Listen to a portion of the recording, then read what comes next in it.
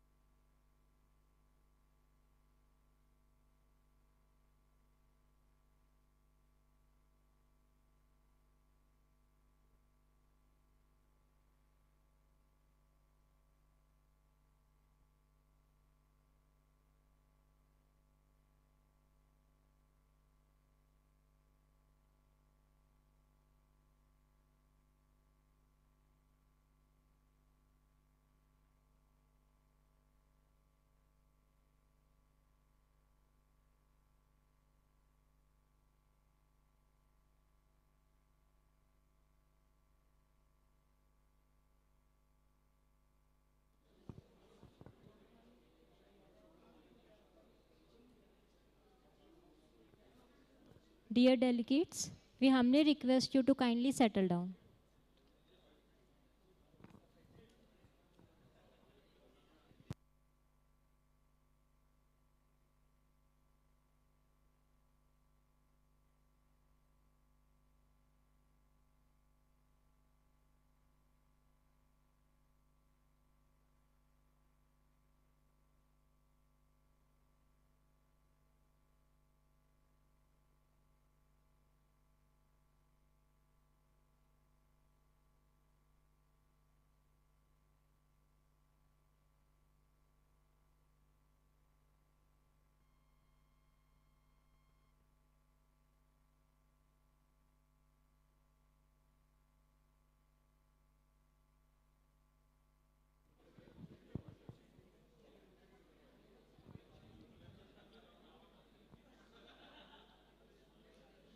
Good afternoon. Namaskar. We welcome you all from the different parts of the country to the 23rd National Conference of Practicing Company Secretaries organized in the city of Caves and the Jewel of Sahyadri.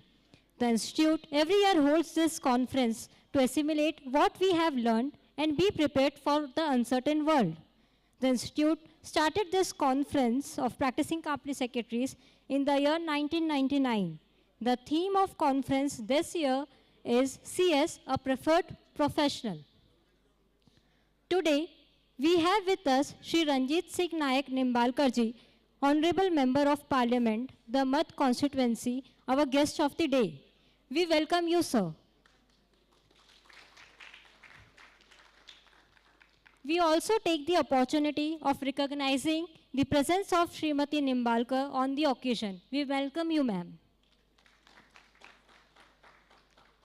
I request all the dignitaries to kindly join the dais for the inaugural session. I request C.S. Devendra Deshpande, President ICSI, to kindly escort Shri Nimbalkar ji to the dais. C.S. Manish Gupta, Vice President ICSI. C.S. Sandeep Kejriwal, Council Member, Chairman PCS Committee and Chairman PCS Conference Committee. C.S. Praveen Soni, Council Member and Chairman Conference Organizing Subcommittee. C.S. Rajesh Tarpara, Chairman WIRC, C.S. Sanjay Patare, Chairman Pune Chapter, and C.S. Ashish Mohan, Secretary ICSI. I request everyone to kindly stand for ICSI motto song.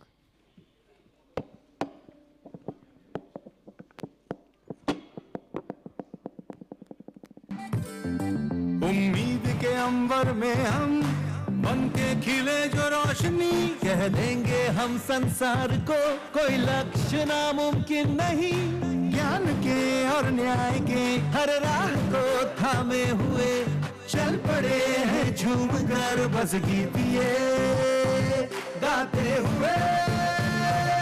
सत्यम वद धर्मम चर, सत्यम वद धर्मम चर, सत्यम वद धर्मम चर।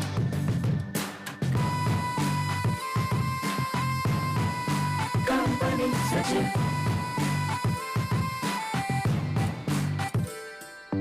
कदमों की हर एक गूंज में बस जीत का एहसास हो। राष्ट्र प्रगति पथ पे हो और आत्मबल की आस हो। जब भी चले इस भाव से खुलते गए हैं रास्ते। आवाज हमने दिल से दी है गीत ये गाते हुए। सत्यम वद धर्मम चर, सत्यम वद धर्मम चर, सत्यम वद धर्मम चर।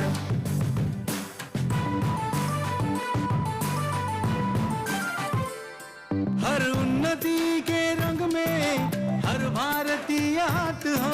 उद्यम हो या उद्योग हो, हर ओर अपना साथ हो। जाना शिखर तक है हमें सच की कलाई थाम कर। हम जीत के सुर छेड़ेंगे गीत ये गाते हुए।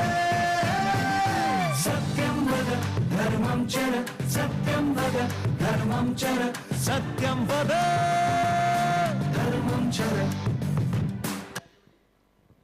Thank you. Now I request CS Devendra Deshpande, President ICSI, to kindly welcome our guest, Shri Nimbalkar ji, by presenting Angavastram and Planter.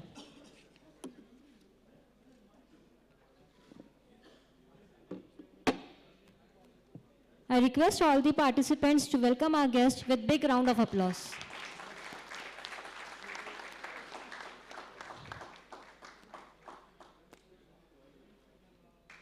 Thank you, sir.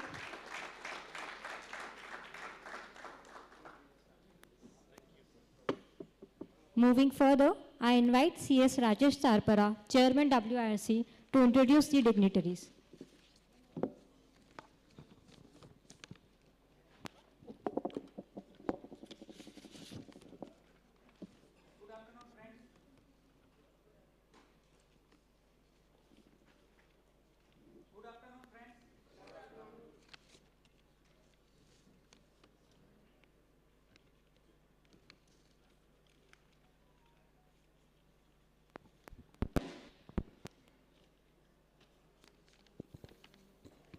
Hello.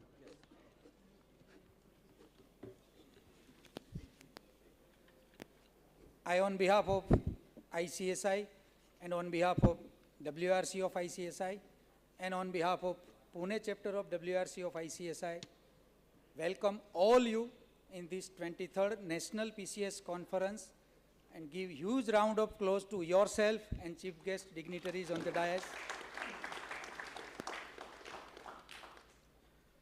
Special guest Honorable Sri Ranjit Singh Nayak Nimbalkar, CS Devendra Deshpande, President ICSI, CS Manish Gupta, Vice President ICSI, CS Sandeep Kejriwal, Council Member and Chairman PCS Committee of ICSI and also Chairman of Conference Committee, Praveen Soni sir, Council Member and Chairman CCGRT and Chairman of Subcommittee of this conference, Sanjay Patare, Pune Chapter Chairman and Ashish Mohan, ICSI Secretary. First of all, let me thank you to our President for giving me and giving us to WRC an opportunity to host these programs of a national level. And I am, on behalf of my council, please, we are thankful to sir. And last but not least, dear delegates, ladies and gentlemen, without your support, it could not be a successful program. So give huge round of applause again to yourself. Sir, National PCS हो या National Convention हो, National PCS हो या National Convention हो, सब कुछ देके देखो WRC के हिस्से में, कोई कसर नहीं छोड़ेंगे खातिरदारी में, ये चर्चा रहेगी ICSI के किस्से में.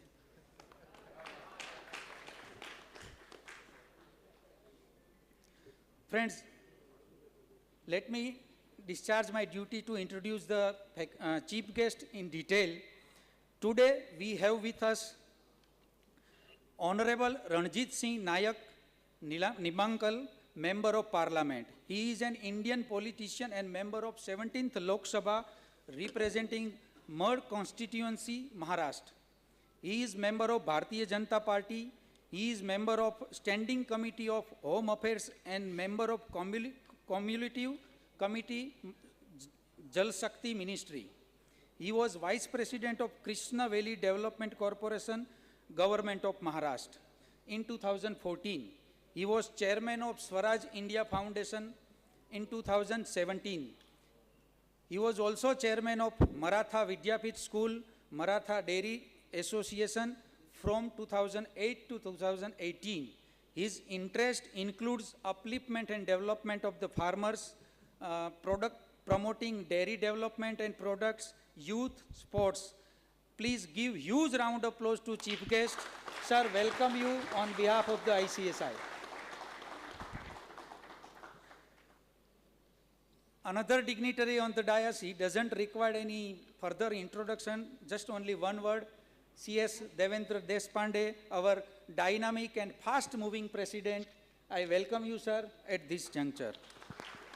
I also welcome our Vice President, Manish Gupta, sir. enthusiastic and very, again, fast-moving Vice President. Welcome you, sir. We also have with us CS Sandeep Kejriwal ji, Council Member of ICSI. He is from Calcutta and practicing member. He is also Chairman of PCS Committee of ICSI and also Chairman of this conference committee. So welcome you, sir. Another dignitary on the dais is Praveen Soni, sir, Council Member of ICSI. He is also heading CCGRT this year, and he is also Chairman of subcommittee of this conference. He is from Mumbai, from employment side. Welcome you, sir. We have also with us CS Sanjay Patare, Chairman from Pune chapter. Welcome you, Chairman, Pune chapter. Friends, the theme chosen today by the President is very nice and beautiful in itself. CS as a preferred professional. What is mean by preferred and what is mean by professional? Preferred means chahita, pasandida, liked person, and major, chief, whatever you can say. The meaning of preferred professional is by choice. It should be by choice. It should not be by compulsion or force of the law. So how the society is preferring us among other professionals is more important. See, by force we can be chosen, but by willingness of the people who are dealing with us is main motto of this theme. So how an organization get high value or high regard in the society, it depends on how the code of conduct is being observed by the member of the society, member of particular organization. So we at the ICSI have our own set of standard, professional code of conduct, internal guiding guidelines, and as a member, what we can contribute to our ICSI and how the value will be created throughout our practice or throughout the journey as a career of company secretary will ultimately determine whether we would be a professional, preferred professional or perfect professional or not. So ultimately, two things will decide whether we can be preferred professional or not. One, there should be some clear-cut code of conduct which govern the body, and the members should by heart, by letter and spirit follow that code of conduct throughout the practice. Then and then only we will get preference over others. And also it should be result oriented, not only observance of high ethical standard, but it should be in result oriented, in real sense to the client. The client come to us with solutions. So we are there to provide amicable, logical, perfect solution to the client, and then only we can be a preferred professional. I am sure in today's conference, we all will be showered by the various wisdom, knowledge, and nice speakers will deliver on the various topic, and by which you will excel your knowledge and it will be gainful in your practice area. Without taking much of time, I am straightforward invite Praveen Soni sir for occasional speech. Thank you, friends. Jai ICSI, Jai Hind, Jai Bharat. Thank you, sir. CS Praveen Soni, Council Member and Chairman Conference Organizing Subcommittee. We invite him to deliver his welcome speech. Hello.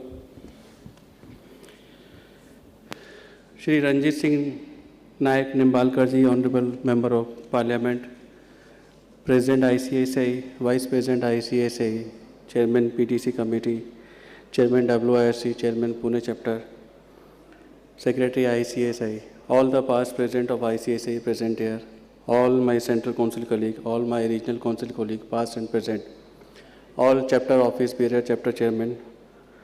A very good afternoon to all my esteemed dignitaries and distinguished speakers, professional colleagues present here in person, and those who are joining through virtual mode in thousands in numbers. Ladies and gentlemen, it is my proud privilege to welcome you all to this 23rd National Conference of Practicing Company Secretaries. I cordially welcome our guest of the day, Nimbalkar ji, and we are thankful to you, sir, for gracing the inaugural session of this PCS conference by admittance and in spite of your busy schedule. I would like to compliment the distinguished delegates for participating in this program and this annual event in person, and including those who are participating through virtual mode, for sharing of your knowledge, experience, those rich deliberations, at this annual congregation of the practicing company secretary in this serene and beautiful hill station called Lonavala. It is an indeed matter of pleasure for the ICSI to host this 23rd National Conference of Practicing Company Secretaries in its own town, which shall regenerate, revitalize, and unwind the participants. Friends, in 1811, the Lonavala and Khandala hill stations were discovered by the Lord Elphinstone, who was the governor of Bombay Presidency. Lonavala is also the home for the INS Shivaji, which is the Indian Navy's premier technical training institute. The town has greenery in abundance and has a crucial place in the history, being part of the Mughal and Maratha empires. Friends, the practicing company secretaries and the corporate company secretaries, these two are the inseparable wheel of the ICSI, and travel together they can take this profession to the new heights. You may know that our entire Central Council of 15 members, I am the only council colleague from the corporate, as rest all are the practicing professionals. Even the situation remains in my own Western Indian regional councils. That doesn't mean I am in the biggest minority. Yes, I am getting huge love and affection from all the council colleagues, like being the only sister in 14 brothers or vice versa. So at this situation, I would like to place my sincere thanks to the President ICSI, Devendra Deshpande, for honoring the program directorship of this National Conference of Practicing CS to a corporate CS. Thank you, President. Friends, I being the company secretary and compliance officer for a listed company, always endeavor to engage more and more practicing company secretaries for different kind of opportunities, be it relating to IPRs or foreign liabilities and assets written for RBI or ESOP or FCTRS, MSME, Udyog Aadhar. In addition to the secretarial audit and the secretarial advisories, these all assignments are being carried on by different practicing company secretary firms and thereby generating business for various professionals. And here come out some of the assignments may be done by the other professionals also, be it lawyer or some other professionals, but we always endeavor to get it done through the company secretaries, through our practicing professionals. And here come the theme, CS as preferred professional.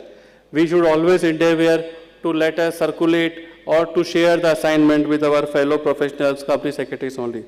I must say that company secretary with his knowledge, skill and business acumen is really a preferred professional owing to his ability to serve and diverse stakeholders in various domains, be it insolvency law, GST, valuation, arbitration, banking, finance, IPR, and to name a few others. Friends, the continuous learning is a way of being in the world, and if a learner can view the life, including the work, as a learning program, then the learner can continue to learn from almost everything in the life. Deliberations on the areas like evolving role of company secretaries, strategic options available, new recognitions, peer review, quality review, these all would throw the broader insight into the professional opportunities for our practicing members and expected skills required to grab the opportunities. I strongly believe that the company secretaries as a preferred professionals are ready to take up the multiple challenges and excel in the development and growth of our country.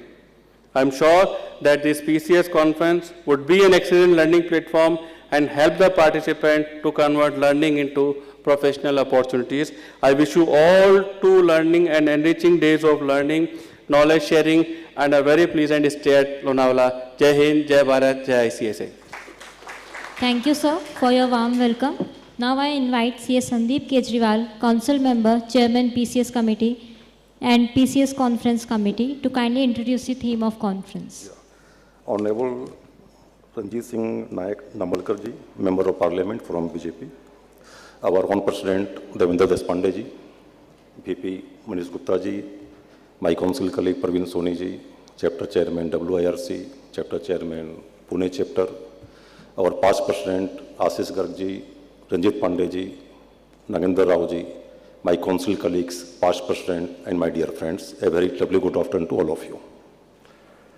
Friends, myself Sandeep Kejriwal, Chairman of PCS Conference, Chairman of PCS Committee, welcome you all in this PCS conference.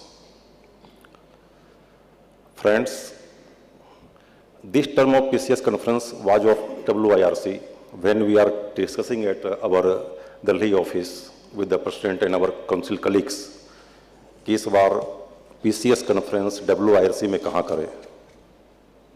Immediately, one idea came to my mind. I proposed, and my council colleague, and with the kind consent of President, accepted it. That why not this year PCS conference Lonavala की हसीन वादियों में करें, जहाँ शिवाजी का नगर है और जहाँ हमारे गणेश जी डगरू जी महाराज का आशीर्वाद भी हो. Thank you very much, Mr. President.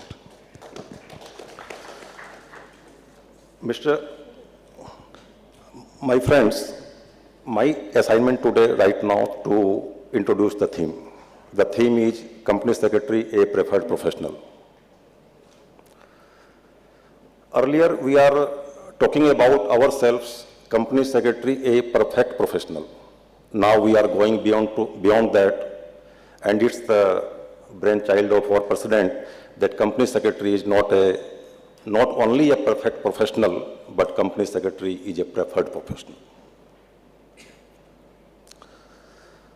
And ICSI as a whole, under the guidance of our President Devendra Deshpande ji, and leaving no stone unturned to keep ourselves a perfect professional.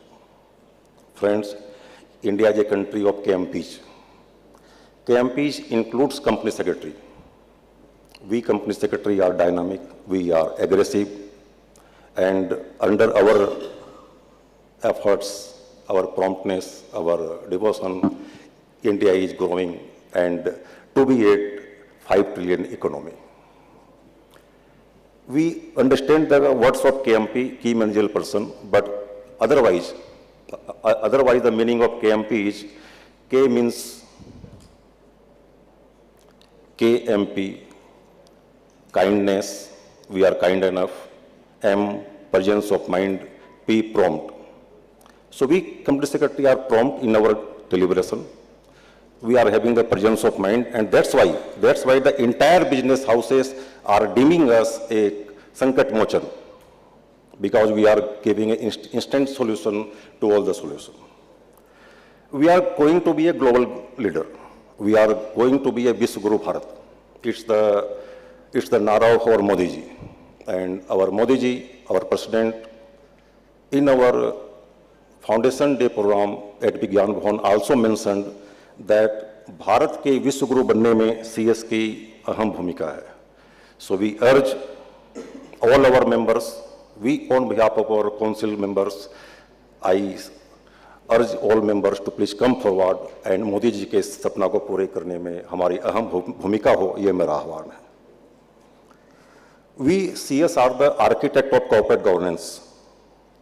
During our corporate governance program last year, December, Amit Shah ji, our Home Minister, mentioned categorically, India विश्व गुरु बनने की तरफ जा रहा है. India के पास global investments आ रहे हैं. उसका एक ही कारण है कि हमारा कॉर्पोरेट गवर्नेंस अच्छा है, और कॉर्पोरेट गवर्नेंस अच्छा होने के पीछे we company secretary are the only professional, as mentioned by Amit Shah ji और home minister. We company secretary are excellent in discharging our professional duties. Our Law Minister, Kiran Rijiju, has mentioned on 9th of this month during our program that India is becoming excellent in the world only due to the professional excellence of Company Secretary. Now I am coming to the words of our Finance Minister, Nirmala Sitharaman. She also mentioned on 7th June that CS is a preferred and perfect professional in implementing the ideas of policies. So the India is the fastest growing economy in the world and to be very near to be the 5 trillion economy. We CS are the Sankat Mochan of business leader, and we are the need of business leader. And just to mention here that we are also the need of regulators. I cannot say that we are the mercy of regulators, but we are the need of regulators to implement the policy of the central government and to implement all the ideas of central government and to support them in performing their professionally. And only for this we are the preferred professional. Friends, we are having our 5 sub-themes. The first one is evolving role of company secretary in India, opportunities and challenges. As Dhirubhai Ambani said always that हमारा सपना अपना हो, बड़ा हो, साकार हो. We are going towards the fulfillment of our dreams.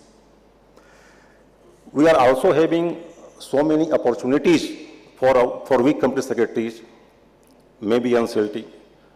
We company secretary has decided in our last meetings and maybe implementing in the next couple of months, June, July or August, that we PCS committee under the guidance of our Devendra Deshpande, our president, very dynamic and aggressive, we are giving representation to all the NCLT benches with a request to appoint our company secretary member as the chairman of NCLT called meetings.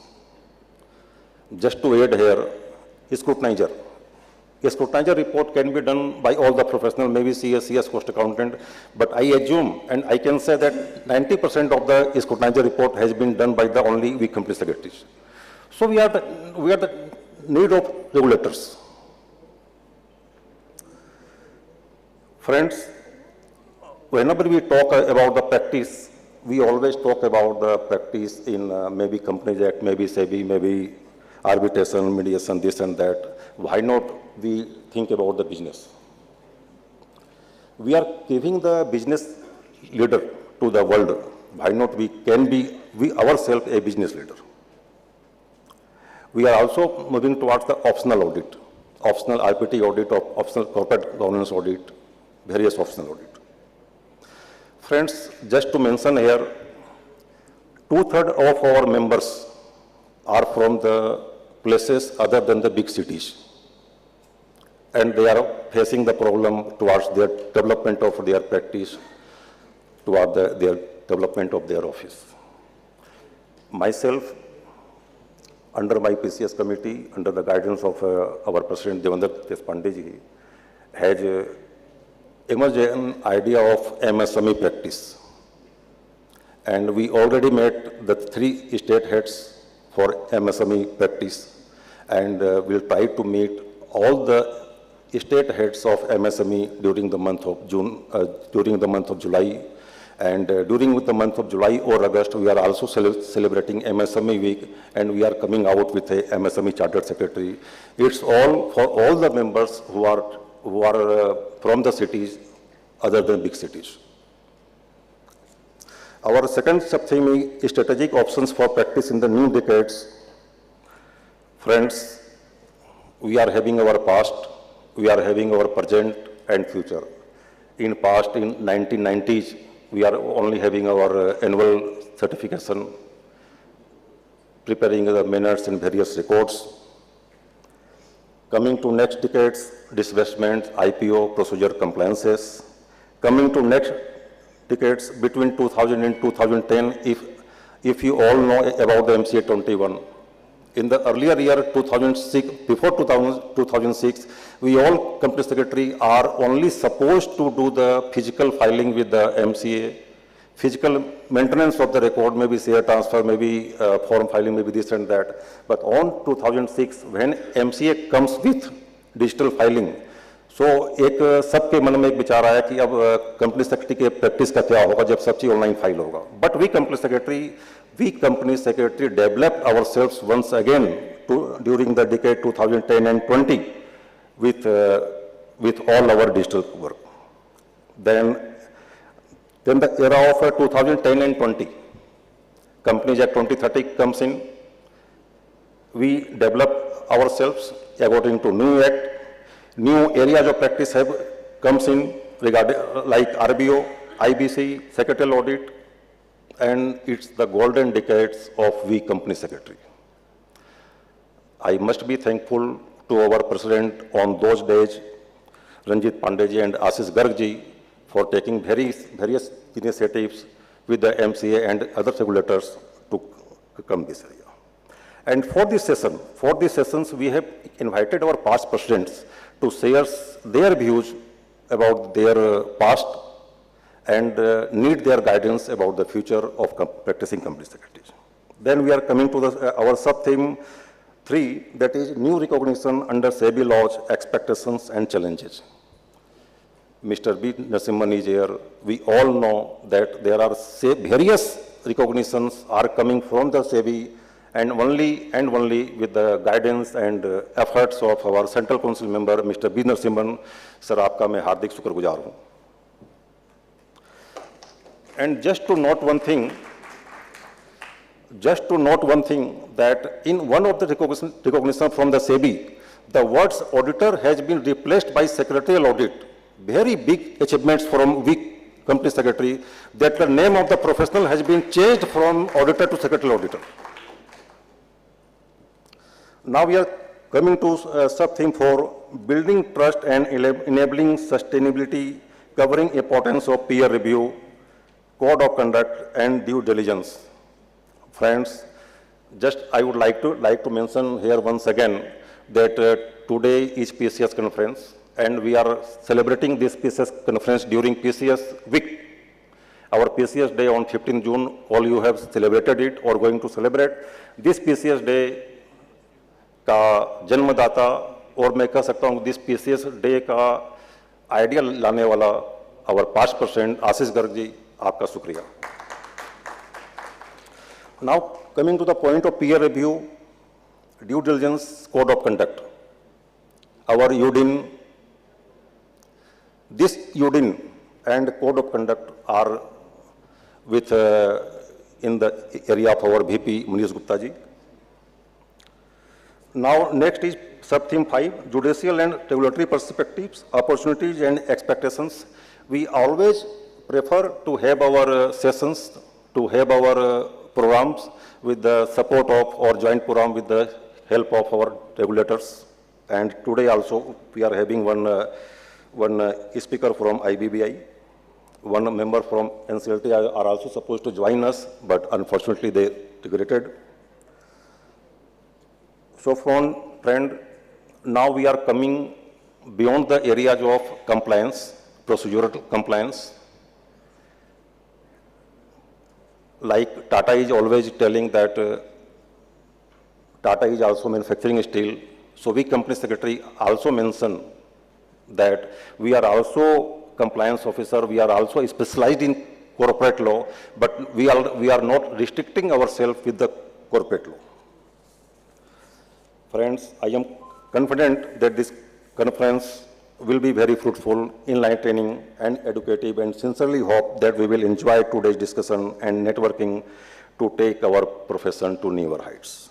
I thank you one and everyone to be present here and to be present virtually being part of the conference. Thank you very much. Thank you, sir, for introducing the theme. I now invite Vice President ICSI, CS Manish Gupta, to kindly address the audience and set the tone of the conference.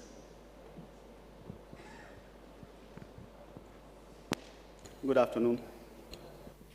Chief guest for the PCS conference, Shri Ranjit Singh Nayak Nimbalkar ji, President ICSI, Devendra Deshpande, my Central Council colleagues, Sandeep, Parveen, Chairman WRC, Chapter Chairman, Pune Chapter Chairman, Ashish ji, Secretary ICSI, past Chairman of the DICE, my Central Council colleagues, Regional Council members from various regions, WRC and ARC, I can see some of them from SIRC as well.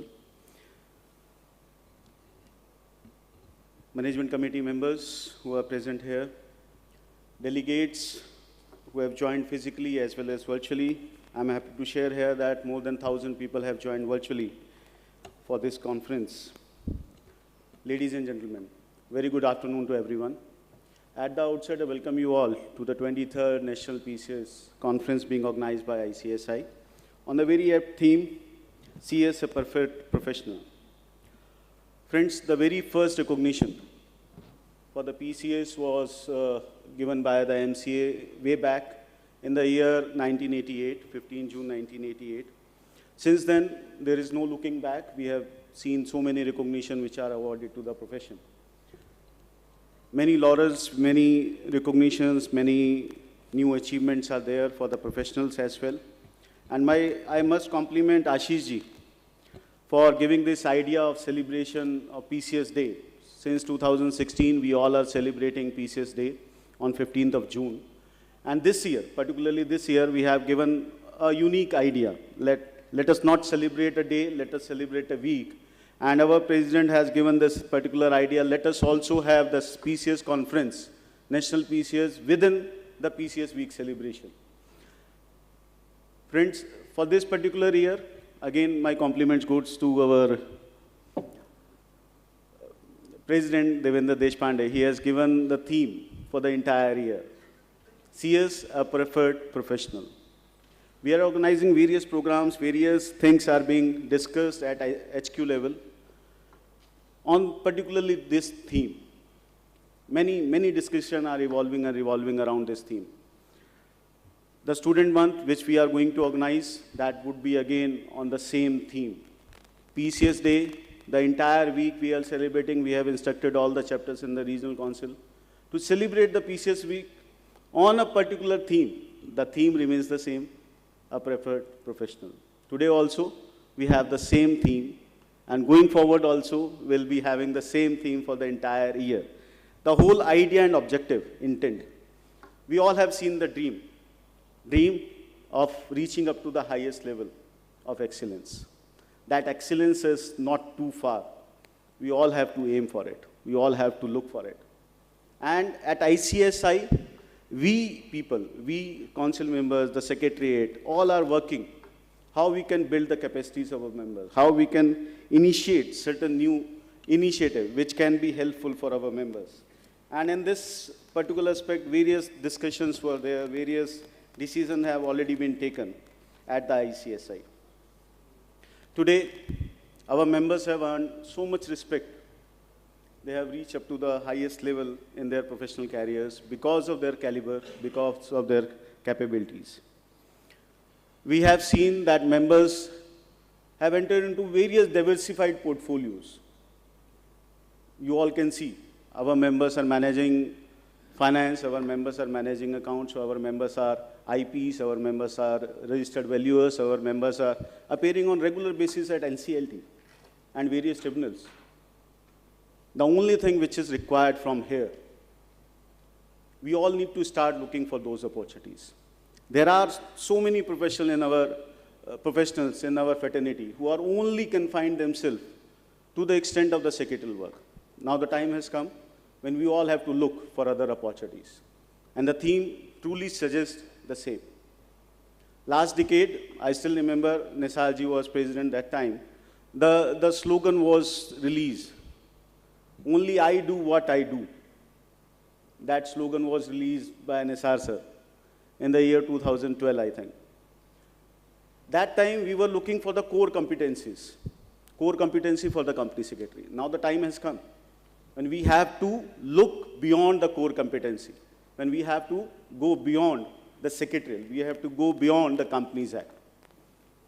Whenever the corporates are looking for the professional, whenever they are going to choose the professional among the other professionals, be it for the finance work, be it for the NCLT, be it for any other task or assignment, they should choose.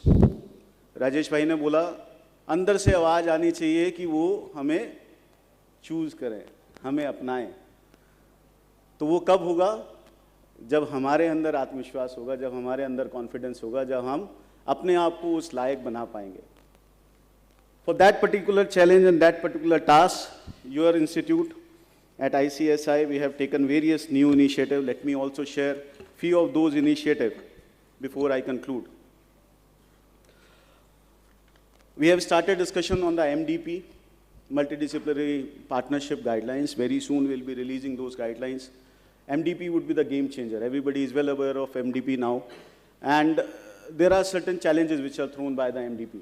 Whether we are ready to face those challenges, whether we are equipped ourselves, whether we would be able to face the challenges to be thrown by the other MDPs of Chartered Accountants Institution or the CW institution. The answer, as of now, no. We have to build the capacities. To build that capacities, we'll be framing those guidelines. Kejriwal ji is working on that. Very soon we'll be releasing those guidelines for the public view. At the same time, we have started reviewing the syllabus of ICSI, which undergo for a change after every 5 years. We have started working on it under the able guidance and leadership of Ranjit ji. He is heading the academic board for the ICSI. And the new syllabus would be synced with the new education policy of the government. That is one. Second, we are looking for the new areas wherein the company secretary really pitch in, wherein the company secretary really excel. New areas where we can really see the opportunities. We would be reducing certain subject, we will be combining certain subject for sure. We'll be having certain changes with respect to the MCQ-based exams or the open book exams. Those discussions have already been started.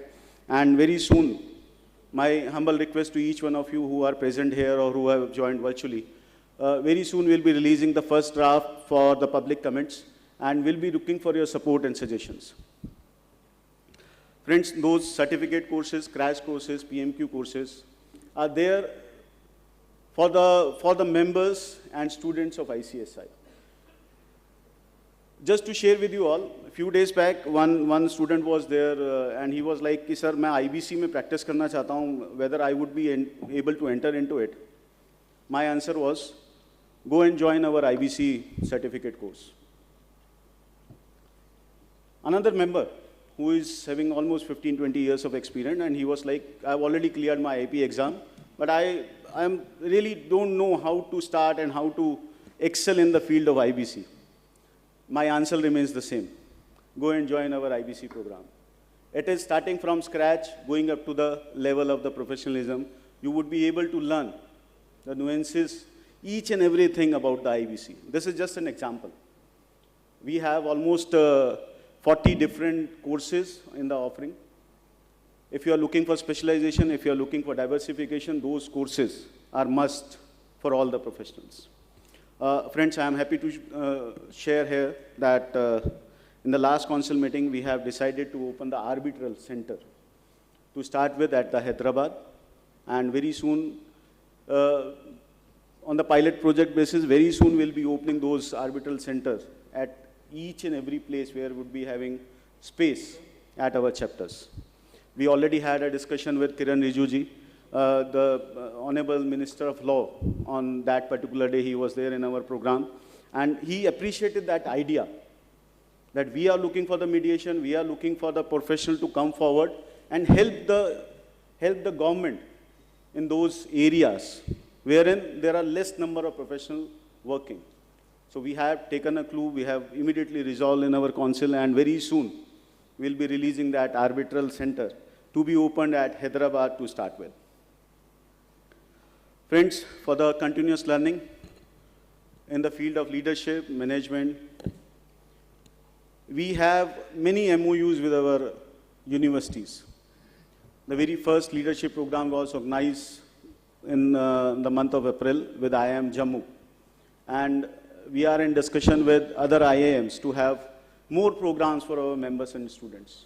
My humble request to each one of you to kindly come forward and join those programs. It will not only give you the enhancement in terms of value, in terms of skills, in terms of knowledge, but also motivate us to do best with regard to building the capacities of our members. To conclude, friends, the future respect of this profession, the future respect and reputation of this profession is totally in our hands. This profession will be known by the respect, by the height, by the reputation we all are going to achieve in our individual careers in the days to come. That would be the deciding factor. That would be the fate of our profession. If we have reached up to the highest level, that simply means we have diversified, we are the perfect professional, and we are the professional who can deliver, who can excel, who can achieve the excellence. At the last, wishing this conference a great success. Hope you all will have many takeaways out of the discussion which are going to take place in the next 2 days, today and tomorrow. And also wishing you all happy stay at this Della Resort at Lonavala. Thank you for your participation. Thank you very much. Thank you, sir, for your exuberant and energetic address. Now I request the torchbearer and our very own President, C.S. Devendra Deshpande, to kindly deliver his presidential address.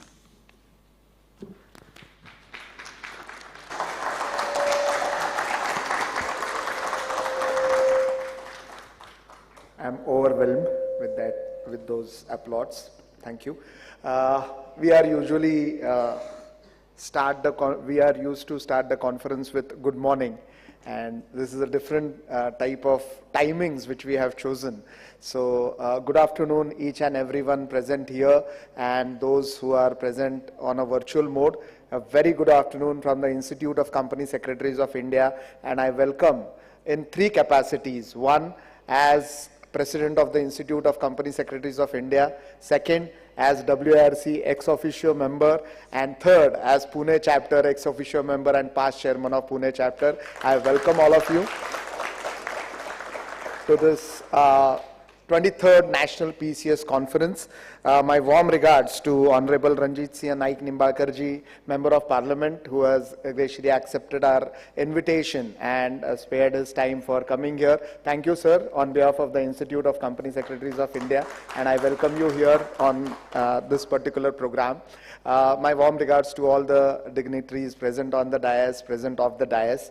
Let me tell you that when we thought about this particular program, and every year we celebrate this 23rd National we have National PCS conferences, as well as we also celebrate PCS Day on different occasions. But this year, your council, entire council has decided that why not to club these two things together. So why not we can have National PCS Conference and PCS Day celebration in the same week, so that we can have a full-fledged effort of all chapters, all region, every council member, every regional council member, every chapter managing committee member, and every member or every PCS to focus on this particular week for celebrating our PCS Day. I think I remember that in 2020 I was a chairman of CCGRT. I'll just give you the background from where this CS, a preferred professional, came into picture. I was chairman of CCGRT, and at that time there was some internal audit bidding which was going on. So somebody was to be appointed as internal auditor of CCGRT. And I got to know that there are only 3 or 4 bids, all are chartered accountants. And in the council, like at that time, I think Ranjit ji, Ashish ji, Nagendra ji, Manish, me, we were discussing that can't we appoint company secretaries as our internal auditors? Yes, we are authorized to become internal auditors, then why chartered accountants, why not company secretaries? Then we realized whether we are equipped enough, whether we do have that capacity to do internal audit. Then we discussed that yes, we should start something on internal audit. So this was the pinpoint when it started. The second step happened in, I think, 2021 convocation at EIRC, where Secretary Ashish Mohanji, during his vote of thanks, said that CS should be preferred professional. And from that, this particular theme for the entire year was freeze in my mind, even though at that time I was not president or was not thinking of becoming a president immediately. But this particular point came into my mind, that why not to have the complete year with one theme, that CS, a preferred professional. This is applicable to a practicing company secretary as well as it is applicable to an employment company secretary. And the third option which we all are looking at is the academics, wherein we can definitely work together. And you must be aware that your institute has already done so many things in developing academic side of our profession, may it be allowing our members to appear in the tests of various IIMs. Where one more thing I would definitely like to tell you, that we have already approached UGC for making us or recognizing us as practicing professors. So academic side also will soon be opened, and we are in close discussion with UGC, and soon we will be listening to that wonderful positive news, wherein company secretaries would be acting as practicing professors. So when we talk about 3 aspects, employment, practice, or academics. In all three areas, we have different professionals working at the same level. So why we as company secretary should not prefer PCS or employment company secretary or company secretary for all these three things. So that was the thought which triggered, and in the leadership summit, when all the chapter chairmen, all the regional chairmen, they came together and we discussed this particular idea of running this particular theme. We decided that there will be two things which we need to do. One is build the capacity of company secretaries to make them a preferred professional. Second, brand our profession in such a way that people will tell that we want company secretaries. If he is a company secretary, we will prefer. I received lot of messages, even on the basis of one bank account opening form also. I received messages on WhatsApp wherein there is a mention of 2-3 professionals, but CS is missing. Our company secretaries are really, really proud members of our institute, and I think they send me a message that why CS word is not there. So everyone in the inside know that we need to be present everywhere, and every corporate, every university, every person should prefer company secretary where we don't have an exclusive area of practice. For example, now we will talk about practicing company secretaries because this is a PCS conference.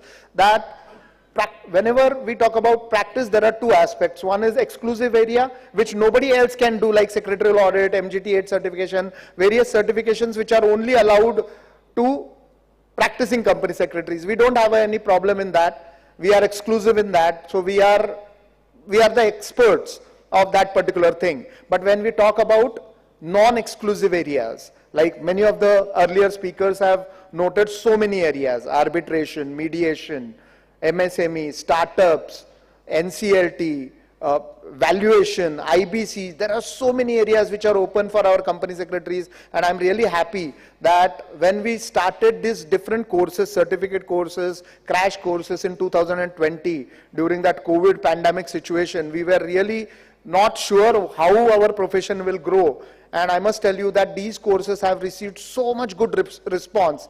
And people want to do those courses so that they can change their practice side. So from exclusive to non-exclusive area. So they also want that they should be preferred over others. So let me tell you guys that your institute is continuously working on making this particular inroads to make company secretary a preferred professional. You must be having a lot of questions on MCA website. I am very sure, because this is a PCS conference. I am not hiding away with any of the questions on this particular part, but tomorrow we will be having an open house session wherein we will discuss all the nitty-gritties and what is the future and what steps your institute has taken. We will definitely discuss that. So the only thing is we would be starting at 9 a.m. sharp because we have a very tight schedule. So those who have questions, they can please join us for the open house session at 9 a.m. so that we can discuss thoroughly what are your issues, what you are facing, and what steps institute has taken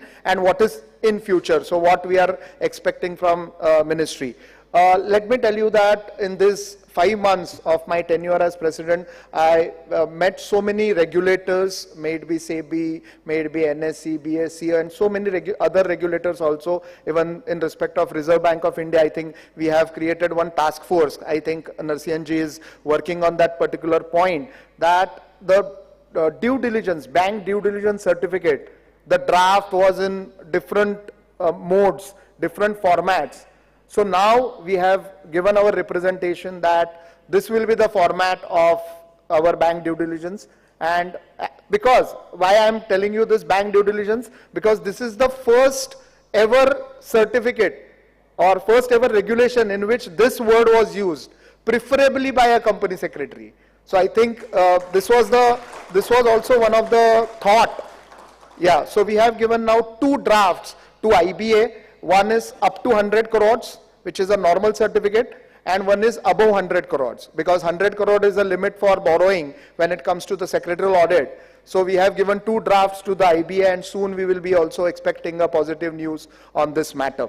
So I think your institute is working very hard for making you equipped, making this institute or the profession brand in corporates, And it is now your efforts, your support, your suggestion, your feedbacks which will make our institute, our profession a preferred one. So I have received a wonderful response to this particular conference when we were required to close down the residential registrations, as well as we were forced to close the non-residential registration also. But people did not wait. They started registering in an online mode, and we have got more than 1,000 people joining this program on an online mode. So the wonderful positive support which we are getting from the members, I must thank from bottom of my heart as a president of the institute to each and everyone who are being part of this particular conference. Thank you very much. Thanks a lot.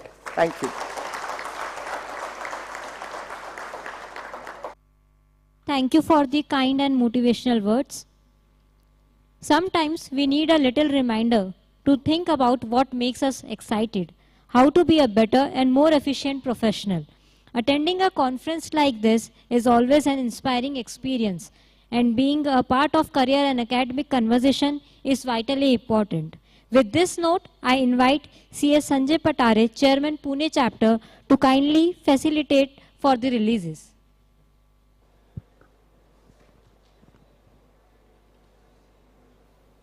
On the dais, Honorable Ranjit Singh Naik Nimbalkarji, Member of Parliament, our beloved, our very own respected President ICSI, CS Devendra Deshpande ji, Vice President Manish Ji Gupta,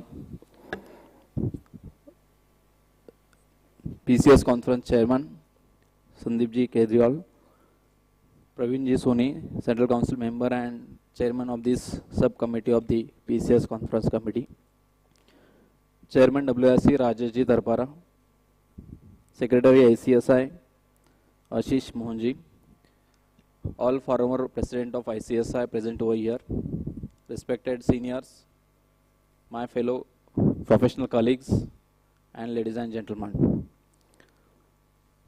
After presidential speech, I take this privilege to facilitate this particular session. Friends, it is indeed a pleasure for me to bring something special for all of you. It is something special for this event, it is something special for all of us. And you know that special things always we celebrate with our very own. So we as company secretary, we as member of ICSI family, so we are here to unveil or to release the few publications. So on this occasion of 23rd National PCS Conference, at this very moment, we are going to witness this unveiling ceremony.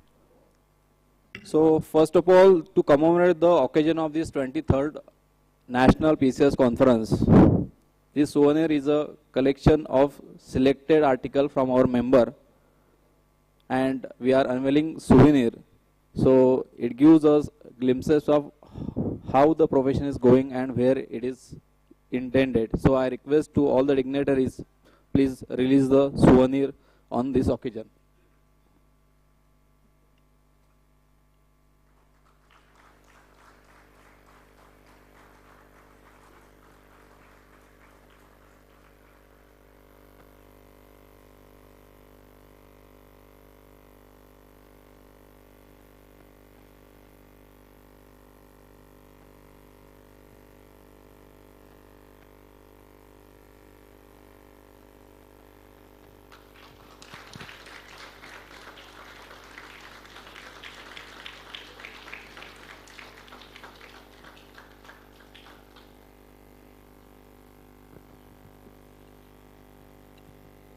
Second release is that we are going to unveiling co-branded publications. The ICSI being the pioneer institutions for promoting good governance in the Indian corporate arena by way of adherence to the law in true and true spirit, has undertaken the task of rolling out a variety of publications to provide comfort in the form of readily available information to the stakeholders.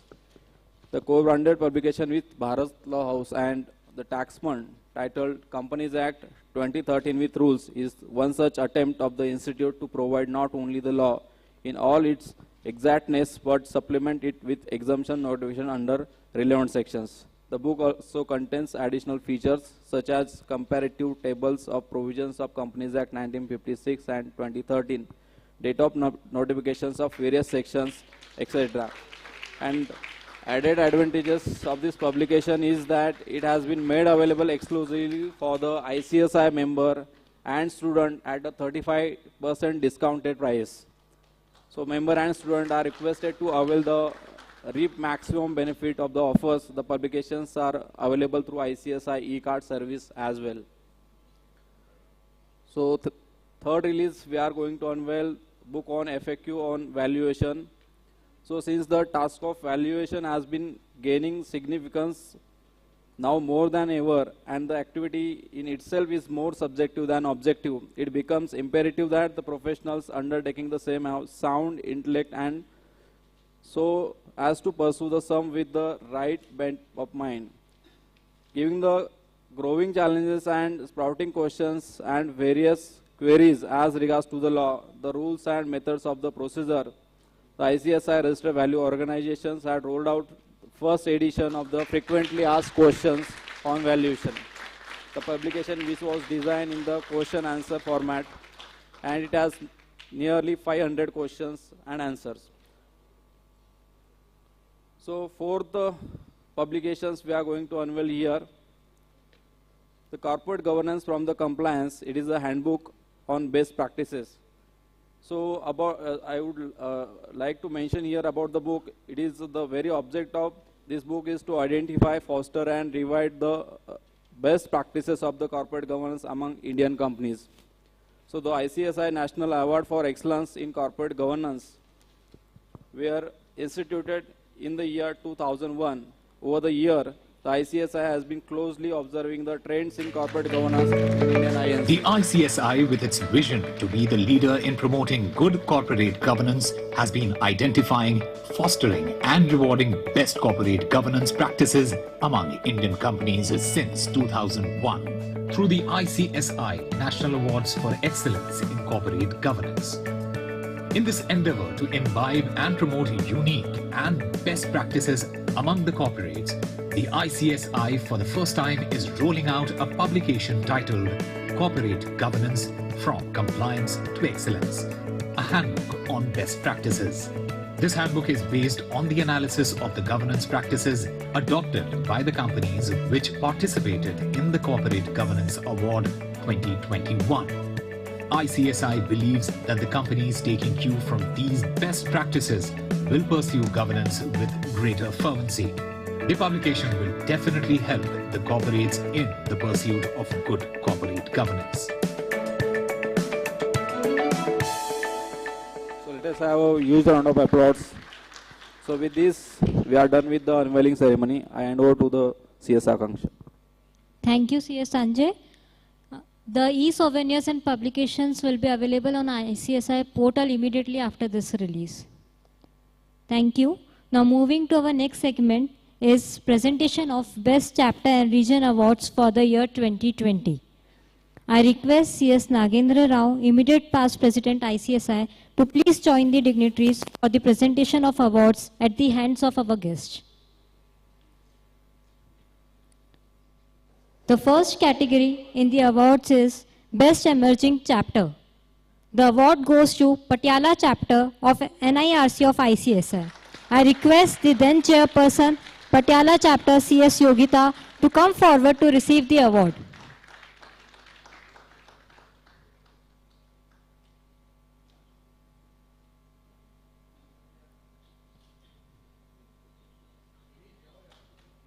I request the Patiala chapter team to kindly receive the commendation certificate.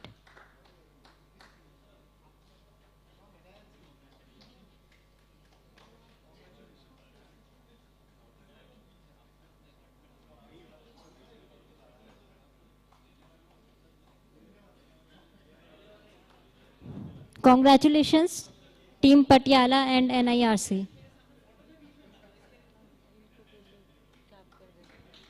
A big round of applause for the Patiala chapter.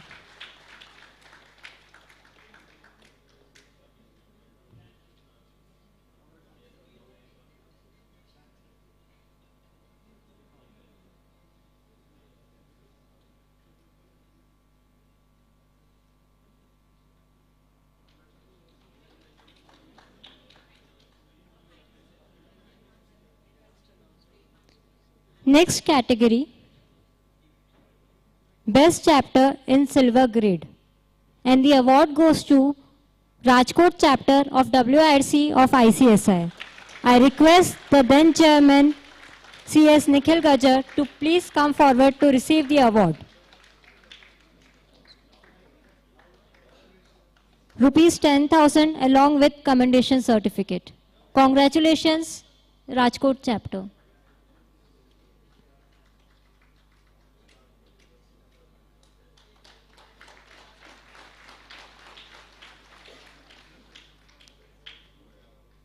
Next category is Best Chapter in Gold Grade. The award goes to Bhubaneswar chapter of SIRC of ICSI. I request the then chairman CS Prabha Kumar Nayak to please come on the dais to receive the award.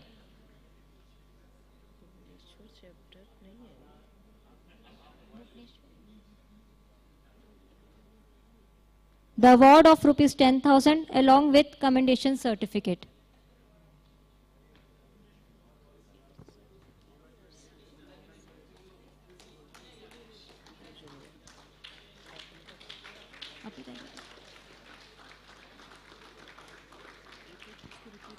Congratulations, Bhubaneswar chapter and team EIRC.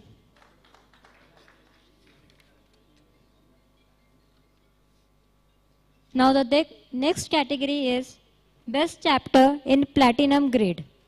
The award goes to Ahmedabad chapter of WIRC of ICSI. I request the then chairman CS Abhishek Chajat to please be on the dais to receive the award. The award of rupees 10,000 along with commendation certificate. Congratulations to whole team of Ahmedabad and team WIRC.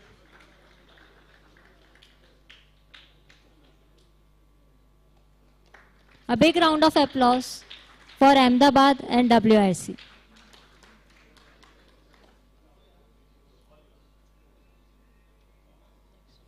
Best Chapter in Diamond Grade. The award goes to Hyderabad chapter of SIRC of ICSI. I request then Chairman CS Vikram Reddy Pallavi to come forward to receive the award.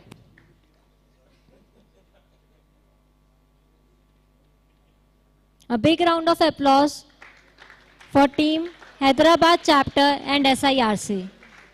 Congratulations.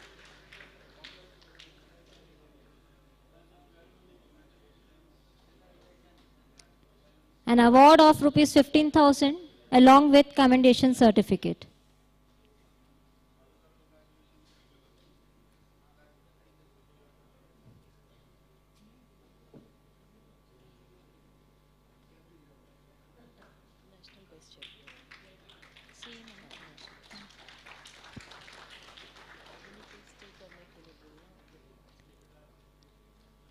The next announcement, I request the team to remain on the dais only.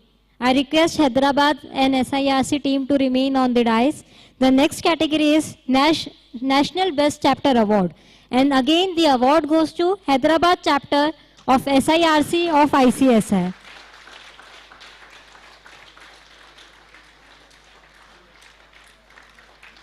Congratulations to CS Vikram Reddy and team SIRC.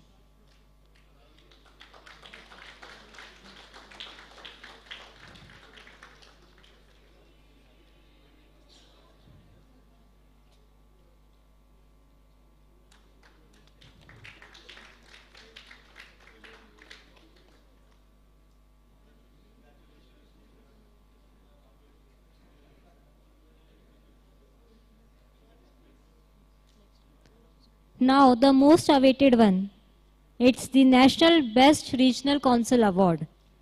And the award goes to NIRC of ICSI, Northern India Regional Council. I request the Chairman NIRC, CS Suresh Pandey, to kindly receive the award with the team. A big shield with rupees 50,000 and a commendation certificate. Congratulations to NIRC.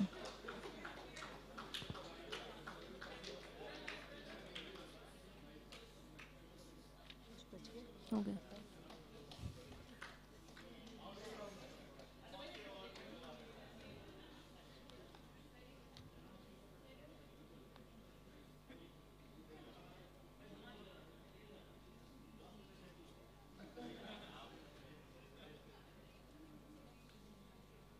Congratulations to all the winners.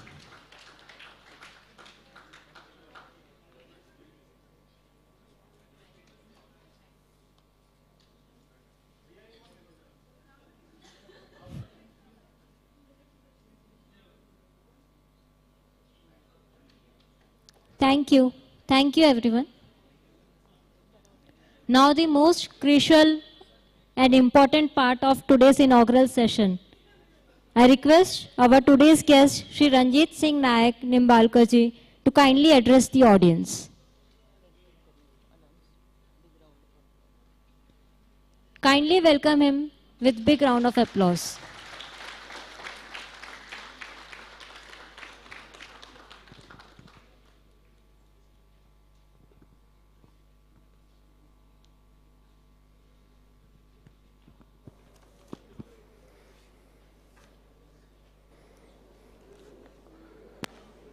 Thank you, ladies and gentlemen. All dignitaries on stage, off the stage, all distinguished guests, and professionals and dear students. It's given me really immense pleasure to be here. And also I would like to thank Institute of Company Secretaries as well as my friend, the President of the Company Secretary Institute, Mr. Devendra Deshpande. Also thanks Mr. Manish Gupta ji, Sri Sandeep Kejriwal ji, Sri Praveen Soni ji, Sri Rajesh Tapriya ji. Today is 23rd National Conference presenting Company Secretaries at Lonavala, Maharashtra. I must say the nature of biggest luxury available here under mankind, of all free. Lonavala is certainly a jewel of the Sahyadri mountains. सारे आज बुद्धिमान लोगों के बीच में हमें मेरा of the track जाके आज मैं पार्लियामेंट लोगों के क्वेश्चंस और कुछ अलग एड्रेस कर रहा हूँ. It is again gives to fear to me कि क्या मैं बहुत सारे बुद्धिमान लोगों के बीच में उनको क्या हम बताएं, क्या एड्रेस करें. इट इज अगेन क्वेश्चन टक फॉर मी. तो ठीक है, मैं Ranjit Singh Nayak Nimbalkar. I am belonging to the Nayak Nimbalkar family. Fulton, earlier it is princely state. मैं अभी माड़ा क्षेत्र जो क्लोज टू पुणे वहाँ से पब्लिक को रिप्रेजेंट कर रहा हूँ, मेंबर ऑफ पार्लियामेंट करके. बहुत जैसे स्टैंडिंग कमेटी ऑफ होम, जल शक्ति बोर्ड पे मैं गवर्नमेंट की तरफ से हूँ. और इससे पहले मैं सर को बताना चाहता हूँ कि मेरा स्ट्रगल एज ऑफ 19 में मैंने एक छोटी सी कंपनी चालू की थी और आज 2 लिमिटेड कंपनी है. एक अपकमिंग हम लिस्टिंग सोच रहे हैं. तो सीएस और हमारा रोज का जुड़ा होता है.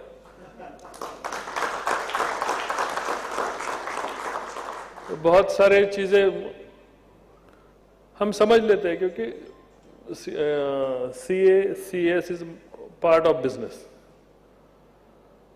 तो आज आकर आप देख रहे तो भारत विश्व की तीसरी बड़ी अर्थव्यवस्था बनने जा रही है. प्रधानमंत्री जी का सपना है कि 5 ट्रिलियन इकोनॉमी हम बने और हम बनेंगे भी. मुझे बहुत आश्चर्य हो रहा है कि 70,000 लोग देश को कंट्रोल कर रहे हैं. तो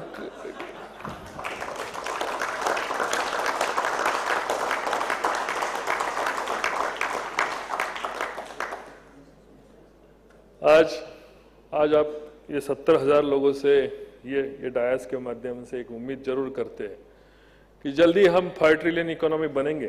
क्योंकि जिस देश की धरोहर जिनके हाथे में है, नरेंद्र मोदी जी का आज 150 करोड़ 130 करोड़ भारतीयों का विश्वास उनके ऊपर है। कंपनी सेक्रेटरीज, सीएस, कोर्ट्स, मैं हमारे सब यंग फ्रेंड्स को बताना चाहता हूँ कि मेरा काम, आपका काम, जैसे किसी जज को बिठाया जाता है कि किसी मैटर में उसको जजमेंट देने के लिए, या कि अगर कोई निर्दोष है तो उसको निर्दोष करार करने के लिए, वैसे ही कंपनी सेक्रेटरीज का भी काम है कि नया नया कंपनी आए, रूल्स में हमने जब कंपनी चालू की तो कौन से रूल्स हमें पता थे? कोई भी रूल हमें पता नहीं था। 8 साल के बाद वो एनसीएलटी में उसको अप्लाई करो, आरओसी में अप्लाई करो, पहले सीएलबी था, बाद में कंपाउंडिंग करो, बराबर है ना? और बाद में कुछ प्रोसिक्यूशनल्स भी उसमें अमेंडमेंट थे। तो सब जगह से ठोकरे खाते खाते खाते हम यहां तक आए। एक बोलते ना कि मुश्किलें तो बहुत है। मैं हमेशा कहता हूं, मेरी मंजिलों से मैं हमेशा कहता हूं कि मैं अभी तक पहुंचा नहीं। मुश्किलें जरूर है, लेकिन मैं अभी तक ठहरा नहीं। Success is what? Success is just crossing the limits. चलो, किसी ने कोई आज एक मारुति कार की मोटर खरीदी, उसके लिए आज मोटरसाइकिल से वो मारुति में आ गया, एक छोटा सक्सेस उसने किया। लेकिन success is the journey, is without destination.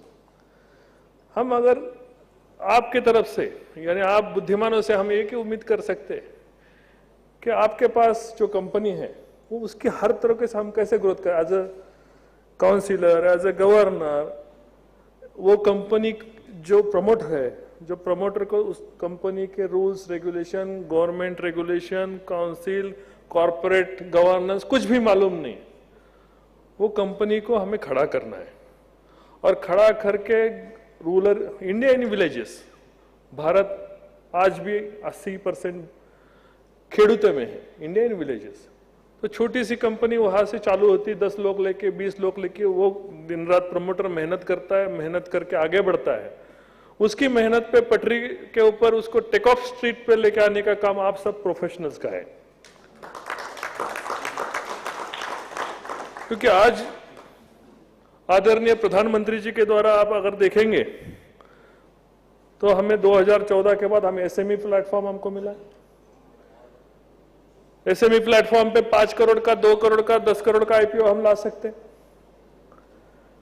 IPO, कुछ चीजें अच्छी होती है तो कुछ गलत आईपीओ भी आ सकते होंगे। ऐसा नहीं है कि सब कुछ सही होगा। मनुष्य गलतियों का पुतला है। लेकिन इसका मतलब यह नहीं कि ग्रोथ को रोका जाए। स्टॉप, इस स्टॉप को हमको हटाना है। अंग्रेजों ने बहुत सी चीजें हमको सिखाई, बहुत सी लोगों, लेकिन एक सबके दिमाग में एक चीज डाल के गए कि स्टॉप। और हमें अपना वजूद दिखाने के लिए उसको स्टॉप करने, मैं किसी फाइल को रोकूंगा नहीं तब तक मेरी कीमत जानेगी नहीं, ऐसा एक मेंटेलिटी आज मुझे बहुत ज्यादा दिखाई पड़ती है। लेकिन इससे क्या हो रहा है कि अगर हम देखेंगे कि चाइना हमारे साथ बड़ा, आज सेकेंड लार्जेस्ट इकोनॉमी है। और इकोनॉमी का मतलब आज सिर्फ कॉर्पोरेट गवर्नेंस को लेकर हम चलेंगे, और कॉर्पोरेट गवर्नेंस तो चलता ही रहेगा, उसको चलना ही है, और उसको सही दायरे में चलाना हमारा कर्तव्य जरूर है। लेकिन जो कंपनी हमारे हाथ में है उसे हम क्या गाइडेंस कर सकते हैं? जैसे फॉरेन इक्विटी, ईसीबी, बहुत सारे फंड्स है, छोटे फंड्स है, प्राइवेट इक्विटी फंड्स है, गवर्नमेंट के कुछ प्लेटफॉर्म्स है, छोटे छोटे स्टार्टअप्स में आज बहुत सारी योजनाएं हैं। हम हमारा कर्तव्य सिर्फ गवर्नेंस की तरफ ना देख के कंपनी को बढ़ा के सह सकते। मेरी उम्मीद आपसे कि कंपनी को हम साथ में लेके जाके, आज स्टार्टअप में बहुत सारे स्कीम है, फूड प्रोसेसिंग में एमओपीआई अच्छा काम कर रहा है, मिनिस्ट्री ऑफ फूड प्रोसेसिंग अच्छा काम कर रहा है। तो एक एडिशनल एडवांटेज अगर हम नॉलेज लेके साथ में चले और विद द फुल बास्केट, अगर कोई अपने पास आए तो उसको हम सीड मनी दे सके, उसको हम फाइनेंशियल दालन वहां से कहाँ उपलब्ध कर सके, उसको प्राइवेट इक्विटी प्लेटफॉर्म, आईपीओ, जरूरत पड़ी जहां पे एमएनए, पीए, अब बहुत सारी जो फॉरेन इंस्टीट्यूट लाइक एफएमओ है, एडीबी है, ये 70,000 लोगों ने जो अगर तय किया तो बहुत जल्दी हम तीसरी इकोनॉमी की तरफ जो चर्चा कर रहे हैं, हम पहली इकोनॉमी की तरफ बढ़ सकते हैं। अगर वर्ल्ड में देखा जाए तो सारा ब्रेन तो हमारा ही है। नासा में जाओ, यूएस में जाओ, कनाडा में जाओ, कहीं भी जाओ, आउटसोर्सिंग ब्रेन हमारा करते हैं। लेकिन हमारी कैपेबिलिटी होते हुए भी हम नंबर 1 तक जा सकते हैं, लेकिन हम स्टॉप का स्टैम्प अपने दिल से हटाना चाहिए। यही हमारी छोटी सी उम्मीद आपके पास है। मेरे जैसे बहुत सारे नवयुवक जनों ने बहुत सारी कंपनियां खोली, चली नहीं, बाद में उनके दिन एक्सपायर हो गए, उनकी उम्मीद टूट गई। बराबर है ना? तो लोगों की उम्मीद मरने नहीं देना है। आप सीएस फ्रेंड से मेरा सबसे रिक्वेस्ट है, एक हिंदी में जाते जाते एक शेर में कहना चाहता हूं, यूं मायूस होकर जिंदगी की राह ना बदल मुसाफिर, डूबकर किश्ती संवर सकती है, बुझकर शमा फिर जल सकती है। यूं मायूस होकर जिंदगी की राह ना बदल मुसाफिर, जिंदगी किसी भी पल बदल सकती है। तो लोगों के जो बुझे हुए बत्तियां हमें जलानी है, लोगों के मन में विश्वास पैदा करना है और बदले हुए पर राह पे लाना है। ये सब आपके तरफ, हम विश्वास की तरफ से देख रहे हैं, भारत आपकी तरफ विश्वास की तरफ से देख रहा है, और हमें और आप सबको मिलके देश की प्रगति में एक नया योगदान डालने की सोच आज ये 23rd कॉन्फ्रेंस में हम एक फैसला करें, ऐसे एक मैं उम्मीद आपसे करता हूं, आपसे प्रार्थना करता हूं। जय हिंद, जय महाराष्ट्र। और आई एम सॉरी, कुछ गलती हो गई, ओवर एक्सपेक्टेशन हो गया तो मुझे माफ कीजिए। Thank you sir, we are delighted to have you with us. हम तहे दिल से आपका शुक्रिया अदा करते हैं। With your fresh thoughts and optimistic approaches, I think everyone has something to take away with them. Thank you so much. I request CS Devendra Deshpande, President ICSI, to kindly present Shahid Ki Beti certificate to our honorable guest as a token of appreciation and gratitude. Shahid Ki Beti certificate is an unique and proud initiative of the institute, where the amount collected against the certificate is donated for girl child education of the martyrs.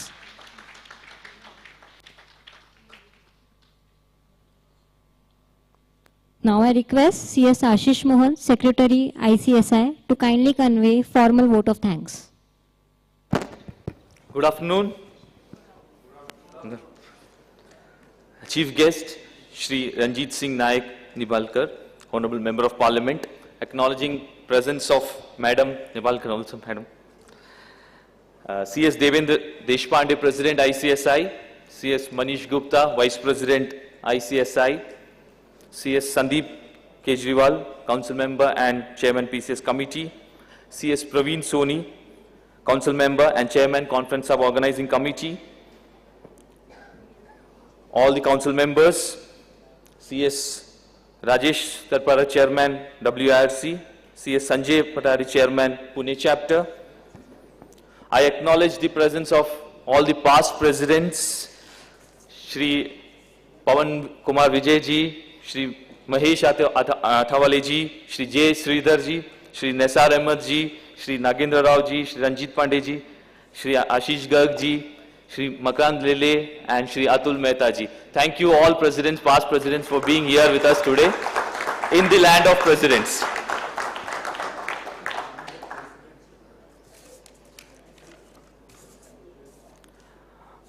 I also acknowledge the presence of our government nominee Madhu Vij Madam here. All the guests, esteemed members, professionals, students present here personally as well as connected to us virtually. Greetings to one and all of you. Indeed, dear members, it is indeed a privilege for me to stand before all of you to propose this vote of thanks before these esteemed dignitaries. And for gracing this very special occasion of the 23rd National Conference of the Practicing Company Secretaries. Dear friends, the theme, as President has already conveyed, CS a preferred professional. I thank President personally because he has again in this forum acknowledged taking up the concept of preferred professionals, which I perhaps with the motto with which we started our career. Thank you, President, for acknowledging that and taking this entire theme throughout this year. Dear friends, this provides us an opportunity to discuss various facets concerning the profession and chalking out the path for making CS a preferred professional in corporate as well as other areas of governance. I must say that the fundamental skills of learning remains the same even when the contents and the circumstances keeps changing. The professionals need to learn the art of learning and learning again. And I am sure these type of conferences give that platform for us, all of us, to achieve that. As the opportunities are getting increased on account of changed economic, commercial, legal, and digitalized environment, I think days are not far when CS will be a preferred professional. Ladies and gentlemen, as all of you know, that the role of company secretaries is mutating. This is the buzzword round, and becoming more challenging. Excellence lies in changing these challenges into opportunities and ensuring productivity. With these words, I formally go to my duty for acknowledging the presence of our chief guest, Shri Ranjit Singh Naik ji, Honorable Member of Parliament today. Sir, your presence here has greatly encouraged us. And as you have already described the role the company secretaries have to play in this economy, it shall be our endeavor to justify this responsibility cast on us with utmost sincerity and satisfaction. The delegates, I thank all the esteemed delegates for joining this conference in person and in virtual mode. Your presence has actually amplified the significance of this conference. A program of this magnitude requires a lot of planning and guidance. I place on record my sincere thanks to the President, Vice President, Chairman PCS Committee, Chairman Conference Subcommittee, all the Council members, Chairman WIRC, Chairman Pune Chapter, for their guidance and support throughout this organizing process.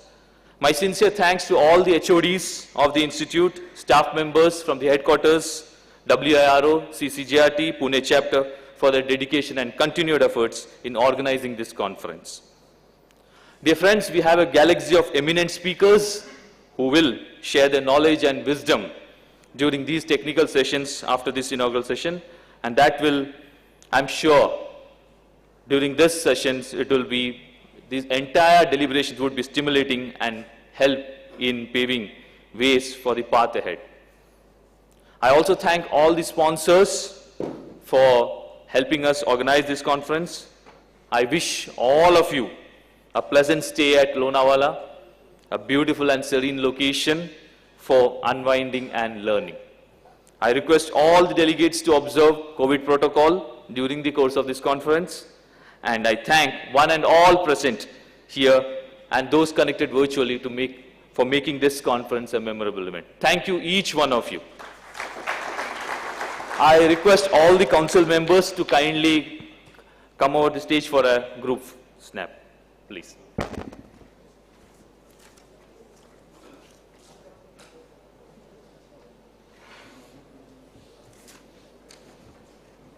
I request others to please remain seated. We will have a national anthem and then a tea break.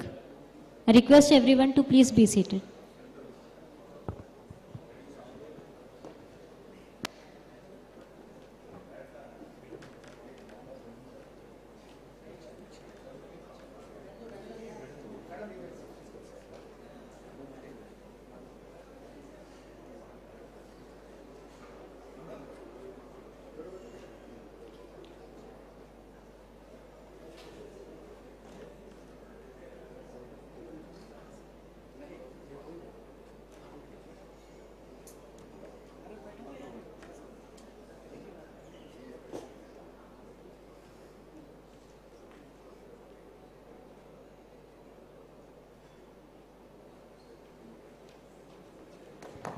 Please stand for national anthem. I request everyone to please stand for national anthem.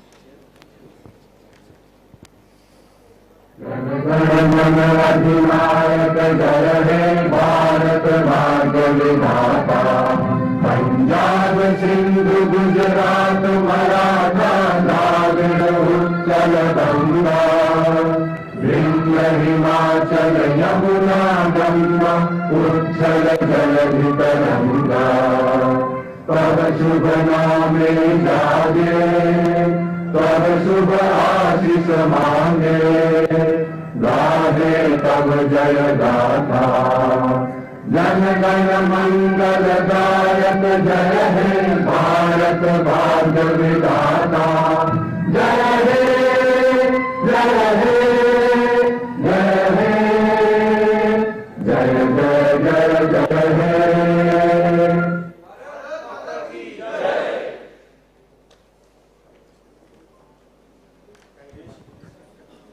We are having a short tea break of 15 minutes. The first technical session will resume by 4:30. I request everyone to kindly come back by 4:30 p.m. sharp.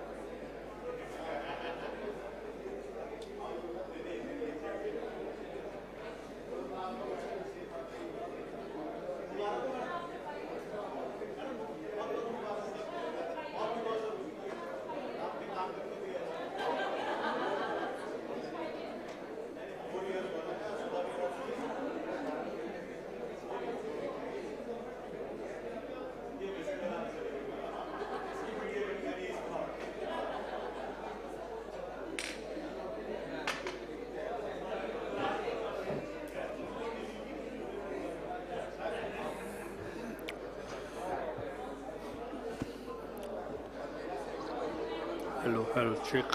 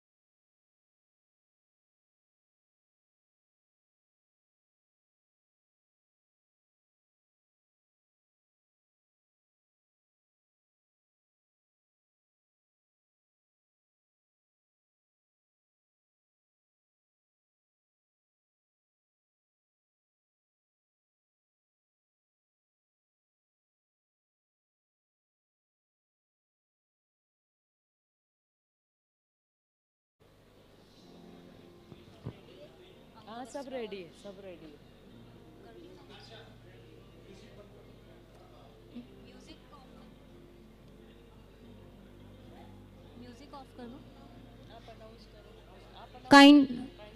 Kindly switch off the music.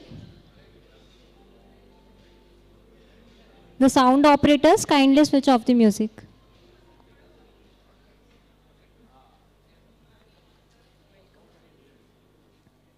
I request CS Vineet Chaudhary to kindly present Angavastra and Planter to CS Sridhar as a token of respect and welcome. I request all the delegates present here to give a big round of applause for our panelists.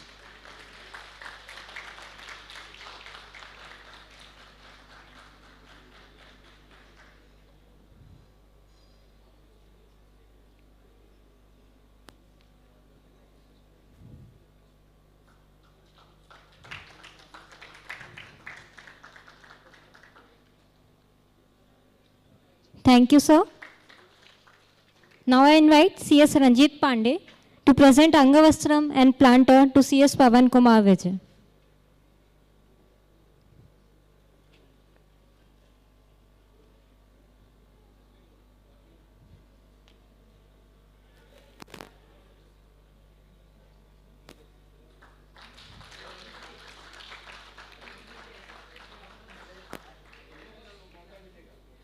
Thank you, sir.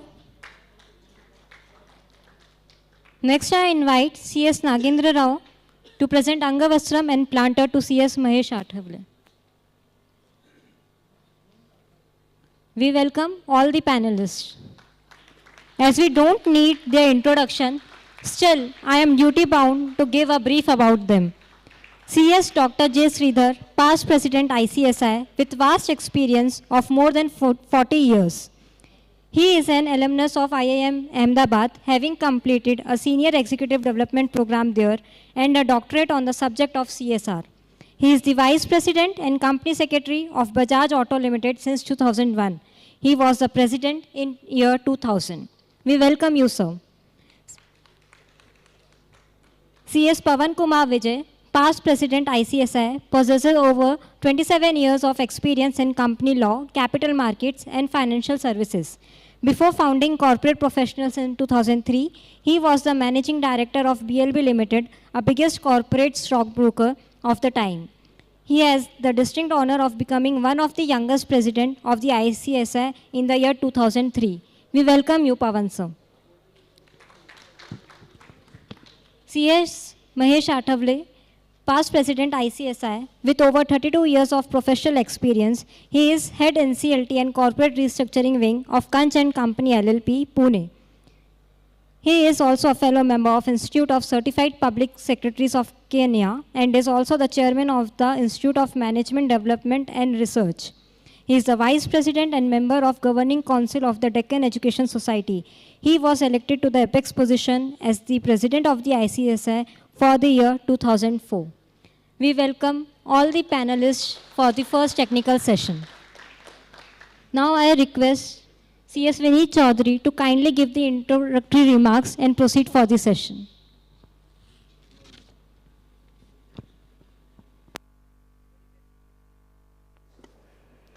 Very respected past presidents, the panelists of this first technical session, past presidents sitting off the dais, my colleagues on the council, friends, I think it's a good evening now. The first technical session we are starting. In the inaugural session, I will straightway come to the topic. We have taken note of the kind of opportunities for company secretary we have been talking about. And yes, what I understand, many of the members ask what is the objectivity to have this kind of the conference and the seminars, for what we are here, right?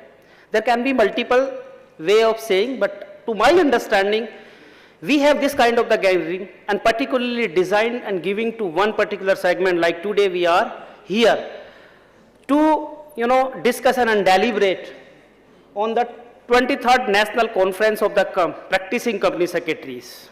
And that conference, when it specifically highlight practicing company secretaries, also mark that what kind of the theme we have. This year what we are going to discuss. The objective it is to do the Chintan and Manthan on a particular subject. Right? Inviting experts, our seniors who have been through profession and its, the challenges over number of years.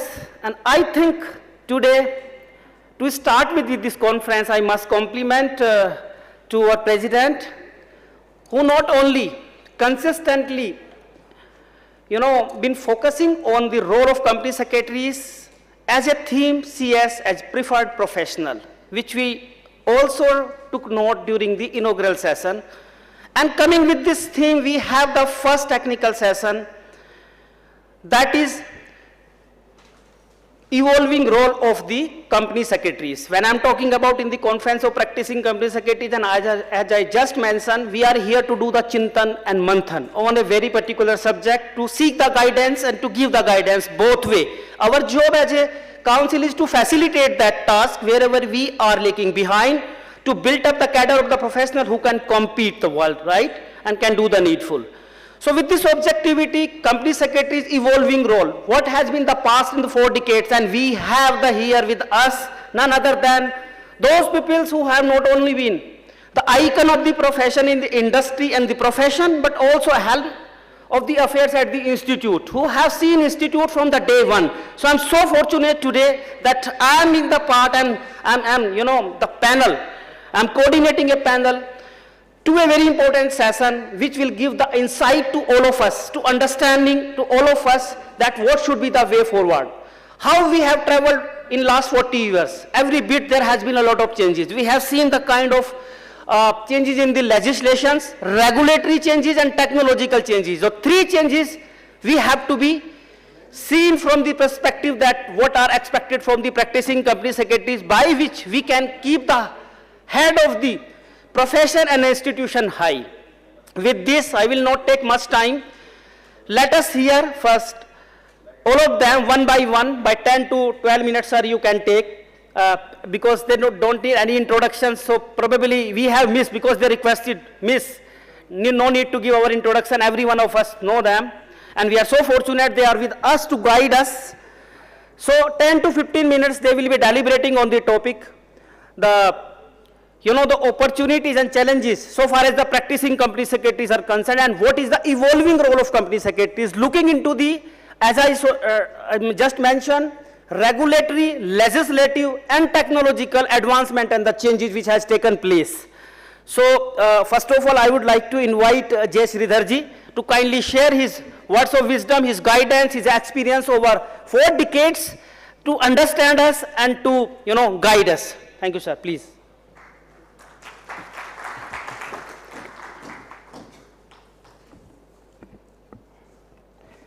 Good evening, friends. Thank you, Vineet, for all the kind words of introduction.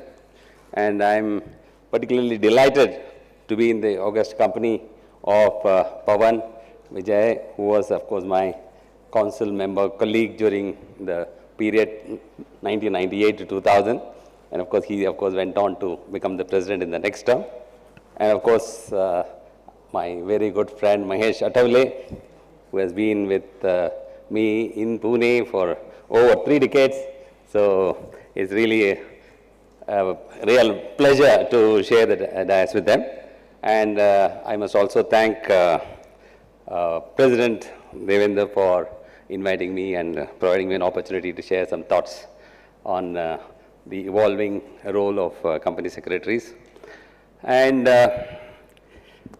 having witnessed what has happened to our profession for over 4 decades. I think many of you were probably not even born. So I think I have seen a lot of changes happening to our profession, and of course all for the good, and the kind of progress that we have made, the development that we have made is phenomenal. And just to give you a little background, I mean, since many of you may not know the entire history, and I'll not take too much time on that. But at the same time, if you look at what used to happen in the 70s and 80s, in the 70s and 80s, the profession was concentrating more on getting the licenses, getting the approvals, getting the sanctions, and then going to the MC at that time, of course, it was Department of Company Affairs, and then going to MRTP and of course, Ministry of Industry, Ministry of Environment, and so on. So it was a permit Raj, or the license Raj, which was there, and quite a bit of time was spent on getting all those approvals and sanctions, and of course, getting through the compliances, etc. And of course, if you, in fact, many of you may be even stunned to know that the managerial remuneration, etc., was such a nightmarish experience for most of the company secretaries, getting the approvals from the Department of Company Affairs. And it used to be for a paltry sum of 7,500 per month. We had to go to MCA for getting approvals. And of course, now you can imagine 7,500, I mean, how it will look like today. And of course, those 70s and 80s was more into all that. And then after 91, of course, the privatization, the globalization, and decentralization, and all those things which happened, and total open economy, thanks to Mr. Narasimha Rao and Dr. Manmohan Singh. Things changed quite a bit for our profession also. And then the capital market was actually, in fact, growing really fast, rapidly, and a lot of awareness about capital market. And company secretaries got, in fact, entangled in all those share transfer matters, transmission matters, duplicate share certificate matters. And in fact, every day there used to be hundreds and hundreds of transfer deeds coming in, and then sorting out all those problems, and then even everything had to be physical, and you can imagine getting, I mean, a lot of frauds used to happen in the share transfer transactions, and signature mismatch, and so many other things, and then the company secretary had to be engaged in sorting out all those problems, and of course there were other capital market issues. And of course, those days it was not SEBI, it was CCI, control of capital issues, which had to be approached for getting various approvals. And then, so after the 90s, then of course in the late 90s, SEBI stepped in. And then SEBI has made things completely different, dramatically different for our profession.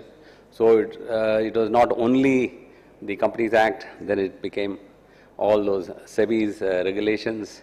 One after another, there were so many regulations which came in, and so one had to be keeping, of course, even till today, I mean, you are seeing changes happening almost on a daily basis.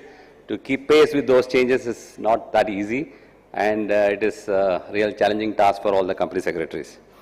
But again, the watershed was 2000. From the SEBI angle, I am saying about clause 49, and on the corporate governance part. So the clause 49 on the corporate governance, a lot of things happened, and the company had to come out with a lot of changes in their boards and so on. And of course, the companies did have directors who were not of the promoters group, etc., but they had not termed them as independent directors those days. But then this new concept of independent directors came in, and all those things brought in plethora of changes, and again we got involved in all that. And then thereafter, of course, in 2013, of course, another landmark, this thing with the new Companies Act, and a lot of things happening there. And again, of course, some of the previous speakers also mentioned 2006, a lot of things became online, all the physical things stopped. And of course, I did not mention about the changes happened, which happened in the late 90s, about the dematerialization of all the share certificates. And everything happened. So then the problem of accepting, not accepting the demat requests, etc. That was another issue, and loads and loads of certificates used to come to the companies for dematting those certificates and so on. So a lot of things started changing, and then I know earlier thousands and thousands of share certificates for, let's say, bonus or rights issue or etc. had to be signed by the company secretary himself. So a lot of time used to go in that, but all that got reduced with all this demat and so on. And then, as I mentioned, that in 2013 Companies Act made again several changes, and of course many of our previous speakers have talked about the company secretary getting that importance of being a KMP, but I think we also should mention that we are not only KMP under the Companies Act, we are also part of the senior management under the SEBI LODR regulations, which I think most people don't refer to, and definition of senior management refers to all the senior people in the core management team, which definitely includes the CFO and the company secretary. So, so that particular part, many a time, I think many of us miss out. But so that was also quite a breakthrough event that happened, and so the importance of the profession was getting recognized continuously, and of course we have come a long way. I mean, those days it used to be referred to more as people just organizing meetings and making minutes and ministerial functions, clerical functions, glorified clerk and all those things. And then those things have changed completely, dramatically. And today, of course, we are the advisors, we are the guide, and we are the experts in helping the board, the directors, even the management, the senior management and others in their day-to-day activities, day-to-day functioning. And I must also mention here, I have had the good fortune of working with very closely with two persons who were almost synonymous with corporate governance. Mr. Rahul Bajaj, he was, of course, recently passed away, and he was the pioneer in corporate governance, and he was the president of CII, and he was also the chairman of the task force of CII, which came out with the first code of corporate governance, and which was more or less adopted in clause 49. So, and then having worked very closely with him for over 40 years, so I could learn quite a lot about corporate governance, how the transparency has to be there, how the fairness has to be there, and how the accountability has to be established and so on. And he had a huge respect for company secretaries, and he always used to say, yes, of course you are very, very senior, and then and it was a recognition to our institute as such, and he used to always say, let the company secretary confirm whether it's right or wrong, etc. So, I mean, that's the kind of importance that he was giving to our profession.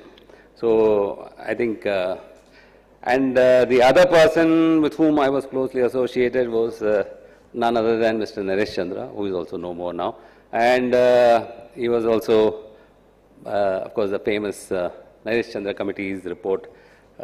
He drafted that, and he came out with that report, and the way he used to conduct himself in the board meetings, there's so much to learn from him. And he also used to keep recognizing the importance of company secretaries, and he used to even equate us with the cabinet secretaries. For example, on some occasions when certain very crucial and sensitive matters were being discussed, and I used to on my own decide to come out of the room because I thought it was too sensitive that I should be part of the discussions amongst the directors. And he used to stop me. He said that, no, you can't go out, you have to be here. And this is the practice which I have followed even as a cabinet secretary when I was a cabinet secretary. And in fact, a similar situation had happened to him in a cabinet meeting where he was just about to go out. Then the then Prime Minister said, nothing doing, you have to be present, of course we trust you and we know that you are going to keep confidentiality and your presence is required, your valuable guidance would be required and so on. So that is the kind of importance that he was giving to our profession. So we have come a very long way in that last 4 decades, and every year we can see the kind of visibility that we are having. We have had all the who is who of Indian country addressing us, from the President to the Prime Minister to the Chief Justice of India to everyone, the Finance Minister, the Vice President and so on. So, and that is the kind of love and affection that they have for a profession, and as many of the other speakers also have mentioned, they keep recognizing that a lot depends on the profession of company secretaries for making India a $5 trillion economy. And of course, most of you are aware, and I must congratulate and compliment our President for coining this term as preferred professional. And as many of the other speakers also mentioned, it is not that because of some mandate that we are being chosen to occupy a particular position. We are being preferred because of our perceived knowledge or expertise or competence in that area. And they do say, many of the directors keep saying is, yeah, this is his field, whatever he says, we'll accept, we'll go by that and so on. So that is the kind of recognition that is being given to our profession.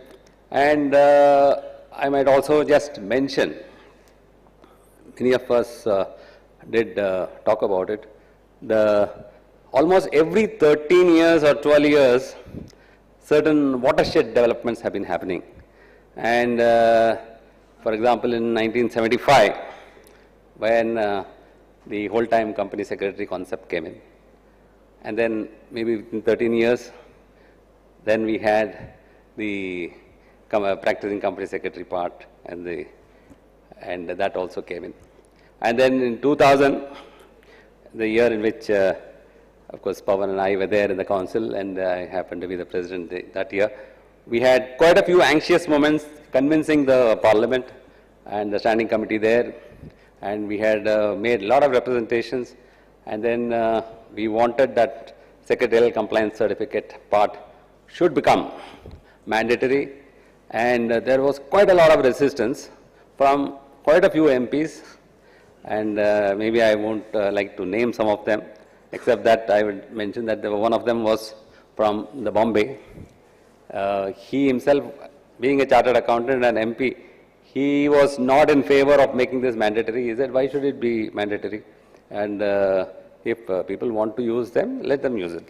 But we were able to convince them, and at least about 2-3 months, quite a few anxious moments were there. But finally, into December 2000, that came in, and Mr. Krishnamurthy was the secretary of MCA, and he called up and to say that yes, this has come in, so I hope you are all happy, etc. So that was a very proud moment for all of us, and that is again a watershed moment for all of us.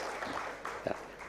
And during the same year, we had also done one thing, because of which now we are able to call ourselves as practicing company secretaries, because until 2000, until 99, the practicing company secretaries could not use the word practicing company secretary, and they had to just put it as company secretary.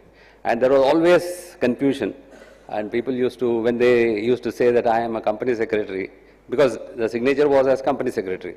So then are you, but in which company, etc. So they had to keep explaining, no, I have signed as company secretary, but I am a practicing company secretary, etc. So from that year, we actually got the approval from the ministry saying that the use of the word practicing company secretary is essential, and it is not against the CS regulations, and it is well in conformity with the Act, etc. And then it was accepted, and then from that year onwards, we are able to use the word as company secretary in practice or practicing company secretary.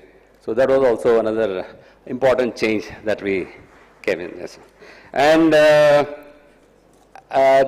other aspect which I may just mention is, of course, the same year we had also had the starting of the Secretarial Standards Board, and that is also making good progress. And initially we wanted to make it recommendatory, and then we wanted to make it mandatory, and fortunately 2 of the standards have become mandatory now over the years, and hopefully in the coming years many more will become mandatory. So of course one can go on and on.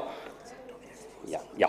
Okay. So, but I think I would like to maybe just say only, I'll maybe conclude by saying 1 or 2 things, that there are many areas where our profession can do really well, and because there are quite a few fertile and untapped areas where many of the other professions are not able to do a good job, or they are not confident about doing a good job, and it is a completely open field, and I think we can get into those areas. Apart from all those 25 areas where we are already into it, but the area of CSR or BRR, BSR, etc., the sustainability report, etc., most of the departments are not really very keen about taking care of that responsibility. So I think that is one area where I think we can do a very good job. So I think thanks a lot for giving a patient hearing. Thank you so much. Thank you. Thank you, Sridhar sir. Now I request Shri Pawan Kumar Vijay ji to kindly guide us.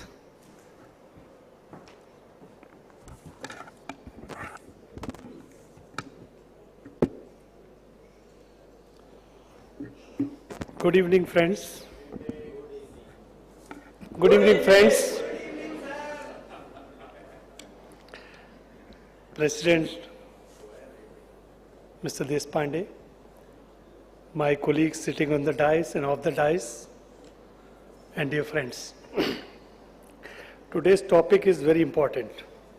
CS profession, a preferred profession.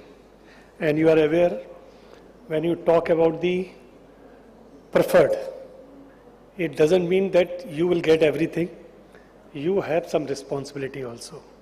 So always authority comes with responsibility.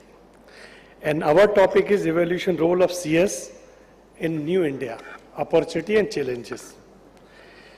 So before starting this, I'll just say, मिल सके आसानी से उसकी ख्वाहिश किसे है, जिद तो उसकी है जो मुकद्दर में लिखा ही नहीं. सो हम लोग वो काम करने की कोशिश करते हैं और करेंगे, और हमें करना चाहिए जो मुकद्दर में लिखा नहीं है. जो रेगुलेटर ने हमें दिया नहीं है उसे लेने की कोशिश करना चाहिए. Friends, as you are aware the topic is new India. What is new India? Without understanding New India, we cannot search opportunity and responsibilities. If I see New India, 5 trillion economy, we are thinking, and we will reach up to 3 trillion economy, that is sure. We have 135 crore population. And when I say population, then there are 2 concepts you have to understand. The US economy is number 1, China economy is number 2. And we are number 4. So we have to reach 4 or 5, so we have to reach on 3rd. The most important thing, US economy is based on consumption. And China economy is based on manufacturing. And unfortunately, we are having both. We have 135 crore population, which is a market, and then we have manufacturing hub, which we are creating. Recently, government has come out with so many new schemes, PLI scheme, manufacturing hub. We have seen in COVID that we don't have medicine. So we have tried to make it API in India, which is difficult, but we are doing. We have realized there is no chip. There's a market slump in the auto sector. So we are making chip. So you can understand these are the developments which are taking place. Market is big. Equity market is also going up. If you see capital market, we have 8 crore demat accounts from 3 crore. So you can understand within 2 years where we have reached. Our index has touched 50,000 crore, which we are planning, or which the prediction is that we will reach to 1 lakh crore, 1 lakh index. So these are certain changes which are taking place. See the market. The FDI is coming, and we are number 1 at present. 86 billion FDI has come in India. This is highest in the world this year. Our digital economy, you can understand how the digital economy is changing. The GEM, Jan Dhan, Aadhaar and mobile, how this is changing. And we have seen that how this new changes is taking place. Government is stable, that is another aspect. So that's why new policies are coming. We have seen the liberal FDI scheme is there. That's why more than 600 billion foreign reserves in India, that is there. The most important change which is taking place, that is a startup. You have seen a startup in India. Today, there are more than 50,000 startups registered, more than 50,000. Every year, 15,000 startups are coming. And one very brilliant and very important, our company secretary, who is a startup, he is sitting here, Bala. And I don't know you people are knowing him or not, but he is proud for the profession that he is one of the startup who has achieved and doing something great, and we must learn from him. So these startups are creating a new market, new understanding, new system. Today, B2C, B2C, D2C, G2C, there are so many new things are coming. And the most important thing, the digital, the e-commerce, the RegTech, the FinTech, the EduTech, so many new things are coming. Machine learning, digital, cryptocurrency, all these things are coming in India. And we are seeing this. Today, we are seeing all the startups are coming out with some new thing, new innovation, new efforts. So friends, the point is India is growing. And this growth, our profession is directly connected with the current country's growth. M&A transactions are going up. If M&A is going up, our profession and our need is required. When new companies are coming out every year, it means they require our services. The companies, the way regulator is coming out with so many stringent things, that's why the compliance system is going up. So our role is there. So everywhere we have our presence. And the economy and our profession's growth is directly connected. That's why I was telling that this growth, which is a direct part of our profession, is very important. Now come to our profession. Normally I am giving a presentation. This is my style. And Vinit has also told me to give a presentation. But when I have to speak from heart, I don't give presentation. So today, I'm just suggesting all of you, with my experience, what we have done and what is our plan. 3 things are very important for our growth. One is knowledge, second is operation, and third is networking. So anybody who is in practice and he is planning to do practice, these 3 pillars he has to understand. Knowledge means what you want to do, you should be clear. The knowledge should be there, updated knowledge should be there. You should be knowledgeable to that extent that you are meeting to a client and you are in the car, there is a possibility when you are reaching there, some law has changed and you are outdated. So you should have updated knowledge. Then operation. What you are doing, what you are providing services, it should be up to date. Now our majority work is operation, which we are doing. And what we are doing, our operation system is repetitive. Every time we are doing the repetitive work. And friends, make my word, I'm not saying today, I'm saying since so many years, all repetitive work should be replaced with the technology. And the technology will use it because we are doing 80-20. 80% we are doing repetitive work, 20% we are doing the advisory and some value addition. we should reverse this. 20% we should do repetitive work by use of technology, and 80% we should do some value addition.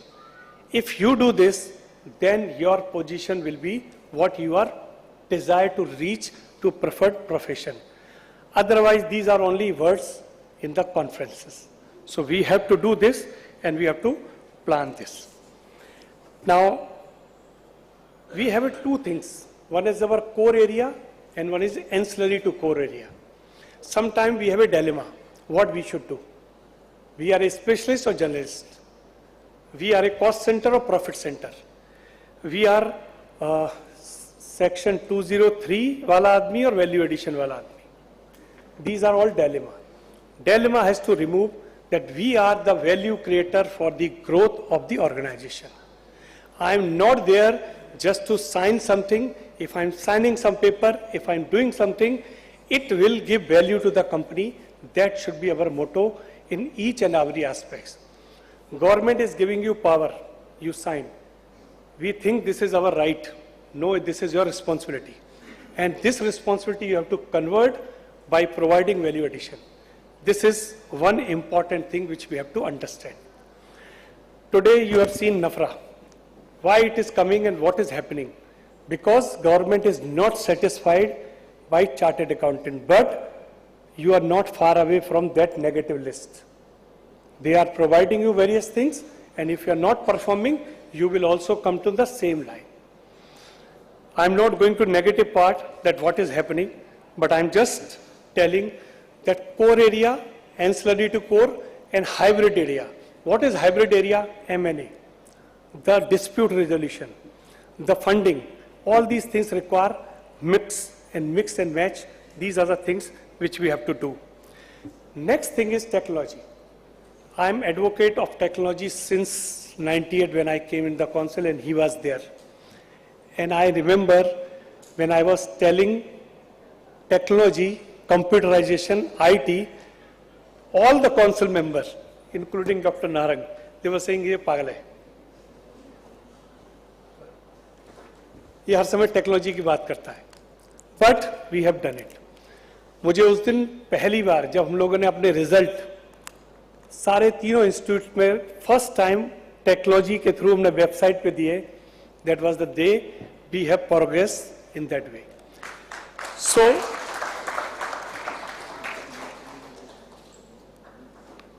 technology is very important, friends. And I was saying 20 years back, now again saying, even if you are not awake, the entire work of your will go away. You can earn money, but you cannot progress. Technology को adopt करो, और technology पे Vineet will ask that question, that time I'll give answer. What are the new things in technology which is there? Next is networking. You have to understand the practice cannot run by knowledge and operation. It can run only by the networking. You have to have networking. India is a problem. 95% professional are individual practitioners. You all are. We all are. How many mega firm is there? I am advocating mega firm since 2003. Please make mega firm. एक UP में एक कहावत है कि जो छोटे शहर में होते हैं ना, तो छोटे लोग उनके लिए रोटी के लाले नहीं, मतलब नो प्रॉब्लम फॉर द रोटी, पर तरक्की के साधन नहीं. उनको प्रोग्रेस का भी कोई नहीं है क्योंकि वो छोटा सोचते हैं, पर वो खुश रहते हैं. बट हमें अगर प्रैक्टिस को बढ़ाना है और अपने प्रोफेशन को बढ़ाना है, we have to think on big mega firm and think on how we can do. And my request to the institute, its role here start, because sometime people think how to make mega firm. You make some papers, some plan, some agreement, some draft agreement, some sharing formula that can help. So these are the things which are three pillars I have told you we have to do. Opportunity. Opportunities are tremendous for us. New opportunity, economy is going up, CS role will go up. You can understand MCA 3B is coming. And I was telling since long, when MCA 21 came in 2006, the MCA 21 will change the entire face, and it is changing. You have seen nobody is going to ROC office, so ROC staff is what they are doing. They are converting that staff to investigation. Now the investigation will do by machine learning and AI. they will identify when you feed any information, it will tell you where it is wrong. So they can identify the data and take out the violations, and they will send notice, and notice will be sent by automatic system driven.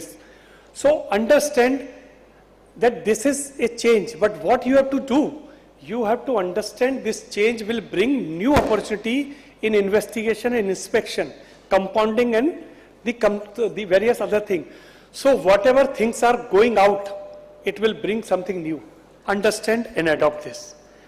Then tribunals, they are allowing GST, they are allowing companies, SEBI is allowing you as a compliance officer, due diligence, M&A, various things are coming which is in our way. But some challenges are also there. Technology is important. Regulator is far ahead than us. We have to chase them. They are working out, you have to follow. Yesterday we have a program on SEBI, the PIT insider trading, and SEBI officers came. They showed us how they are investigating. They are seeing your Facebook, they are seeing your WhatsApp, they are seeing your LinkedIn, they are seeing your relationship, they are seeing other things, and then they are realizing that where you are, how you are connected. So that is another thing. Industry is also seeing where you are giving value addition or you are just ticking. Next thing which is very important, the startup culture. These people are coming and they are becoming big. 102 unicorn, 50,000 startup. They are coming out and they are bringing out new things. Friends, they are talking not in our terms. They talk founders, they talk bootstraps, they talk terms which is not known to us. When you sit with any startup, you will realize that इनकी दुनिया ही दूसरी है.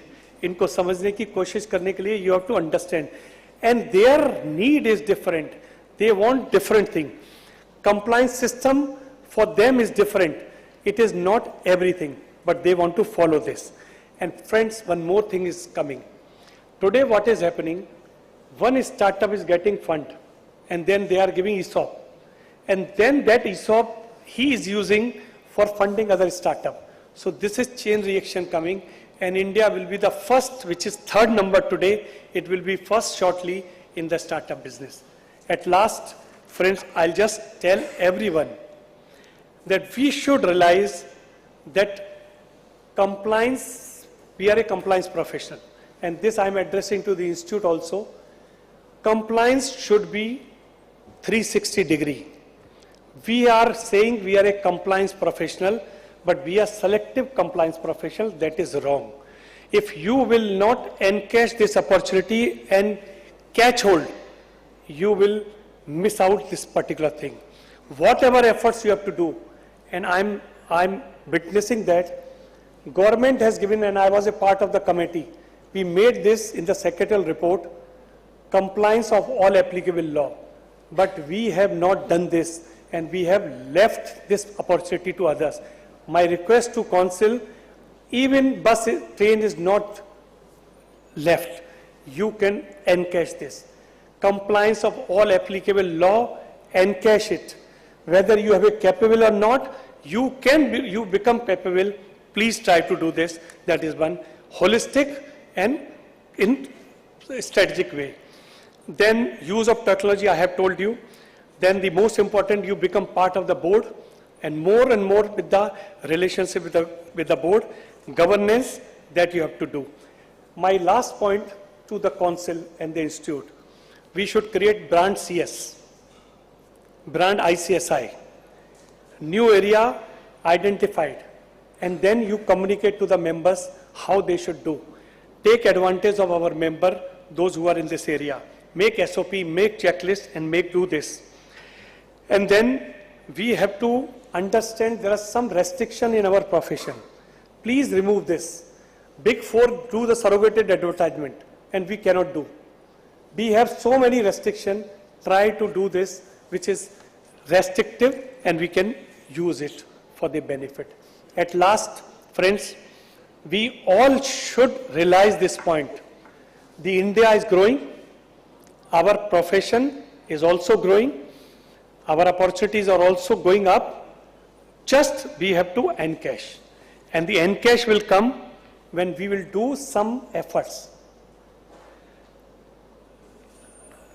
I will close with this, though it is a very interesting point I have identified.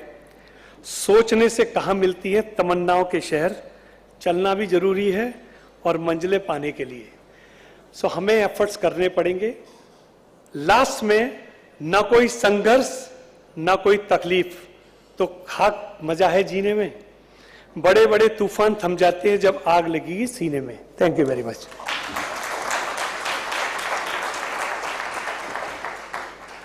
सही बात है sir.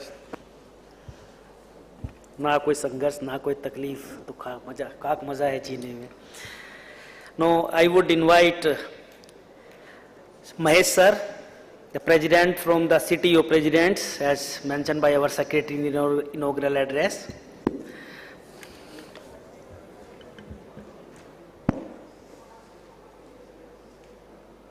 Good evening, friends. Am I audible? I am standing before you when the session is supposed to be over. I'll take not more than 7 to 8 minutes. I'll speak bullet points. I'll present before you the bullet points. First point, our motto is Satyam Vada Dharmam Chara. Understand what is Satya and what is Dharma. The definition of Satya is Yad Bhutam Hitam Atyantam Tat Satyam. Where there is a welfare of everybody, that is Satya. And Dharma means Dharanat Dharma Mityahu Dharmo Dharayate Prajaha. Again the same thing, where Samaj, where the society at large is held together, that is dharma. It's a concept of duty. So all of us need to ponder upon that, number one. Number two, there are huge challenges before us. The response time has to be minimum. Our clients have lost patience. Whenever they send you queries, maybe on email or WhatsApp or SMS, they expect you to respond within few minutes. So forget about days and hours. So that's a big challenge, and we should learn to respond to them within a reasonable time. And what is reasonable, of course, is a question of fact. You can buy time, but at least respond to their missed calls. That I have seen that people don't do that. The next point is, whenever there are opportunities, there are challenges, and the very theme mentions that we should be preferred professionals, means industry should prefer us over other professionals. Let us not forget that. So with whom are we competing? Advocates, chartered accountants, cost accountants, and other consultants, tax practitioners. So make a list of their deficiencies and try to acquire those aspects. Then we would be most preferred professional. Next point, I could jot down something. Multidisciplinary firms is an answer. Council should look into that. This discussion is going on since 2000 maybe.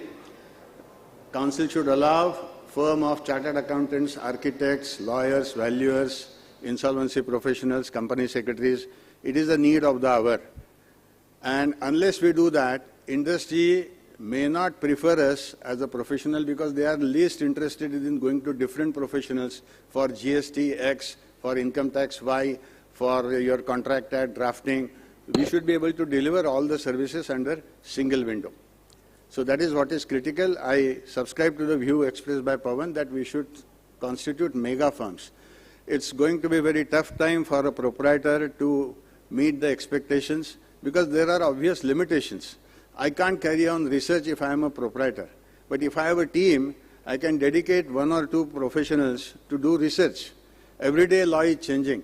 And these days, government is very conscious and aggressive. Few days back, I came to know that ROC fined a company with an amount of 3 lakhs of rupees because he believed that registered office is not functional. The reason, the registered AD envelope sent to that company was returned back. This has happened. 3 lakhs of rupees penalty was imposed by ROC for a small, whatever could be the reason for that. Now, that kind of government is, and also Pawan mentioned that there is a close, I would say, supervision on the disciplinary mechanism. Today, Chartered Accountants Disciplinary Committee, the constitution has changed. So could happen with us. So we should be very careful typically when we are certifying forms like DR 12. I know cases being filed against our own members for criminal conspiracy because the person whose resignation you have uploaded through DIR-12, he says that I have never resigned and my signature was forced. Now, company secretary has no reason to know what is the genuine signature, but police doesn't understand all these things, and a person is prosecuted. Same thing happens with PS2, the PS3, when you are filing return of allotment. So they say that the shares were never offered to me. I was pushed to minority, and there is a connivance between promoters and professionals. So these are the issues where we should be more than careful. So what our peer review guidelines say, keep audit trail, and that is one way to face the challenges, which are coming up very fast, our manner. We should be master of few things. Try to be a transaction consultant. That is what I have observed.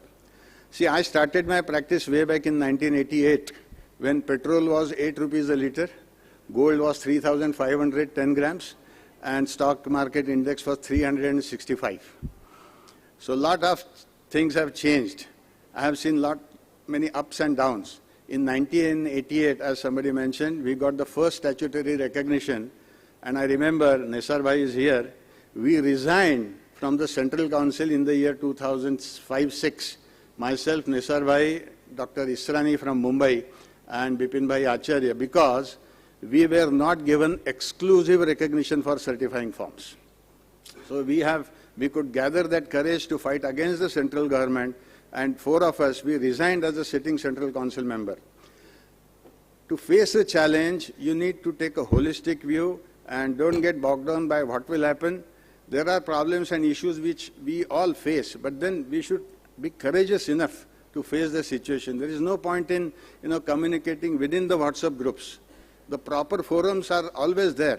If you are concerned about certain things, go and file a writ. Of course, in consultation with the institute and other things. What is the point in, between the groups? I see a lot of complaints. Like today, LLP portal is a problem. I think tomorrow Devendra ji will address that. But I don't know within half an hour how many questions he is going to take. But we hope that he will answer all the questions. Labor code is a new area where we should specialize, and that is another way where we can be most preferred professional, because there is no professional available who can act as a labor consultant. A person, we should be able to give a holistic advice. Say some proposal of merger and amalgamation comes to me, I should not look at it only from NCLT procedural point of view. I should be able to give them advice on taxation, on GST, what is slum cell, and so many aspects. How the contract is to be drafted, how the agreement to be drafted. That is a challenge, and we should be able to meet that. Then we can do that, provided we have a team. We have a good research team. I'll give you an example. I appear before NCLT on a lot of operation mismanagement related matters. There was a settlement, and ultimately it was agreed that the petitioner should be bought out by the respondents. But then the respondent individually had no money. Company had a lot of money. It was a cash-rich company. But the problem was petitioner was holding 40% shares, and there is a cap on buyback of 25%. Then we went to CLB. We made a very strong case, and CLB did allow us to buy back the shares beyond 25%, because CLB had power, and even NCLT has powers under 242.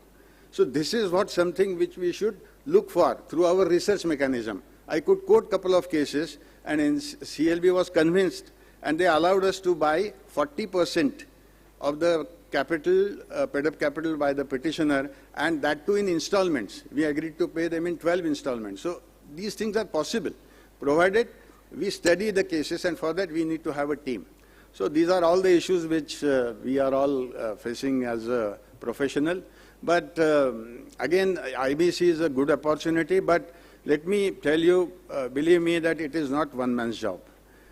It's a multifarious, multidisciplinary kind of services which are required. You need to have good contacts with the police authorities if you have to act as a IRP, because I have seen 3 of my partners are resolution professionals. So we have faced agitations from the workers, surrounding our office, because they were not very comfortable the way in which company was being, the assets were being sold and all that. So right from, I'm not suggesting you to do gundagardi, but at least you should have good connect with the local police authorities. So that kind of skill set you need. It is not a job of one person. That's why, again, I strongly recommend what Pawan said. Come together. For that, of course, you need to have good, and I would say, trust and mutual fundamentals of partnership, mutual trust and faith and agency. So these are the things which one has to develop. Last couplet, I always quote Bhagavad Gita, Uddhared Atmanatmanam, Natmanam avasadayet, Atmaiva Atmano Bandhuhu, Atmaiva Ripuratmanaha. You are your own brother, you can be your own enemy, decide what you want to be.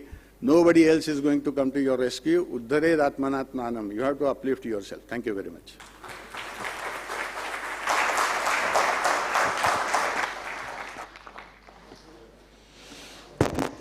Thank you very much, sir. Now, this is the time then we can have some questions from our learned speakers. But before that, let me conclude. Sridhar sir, you have given a brief idea about the history and development which has taken place in the profession, how we came at this stage today.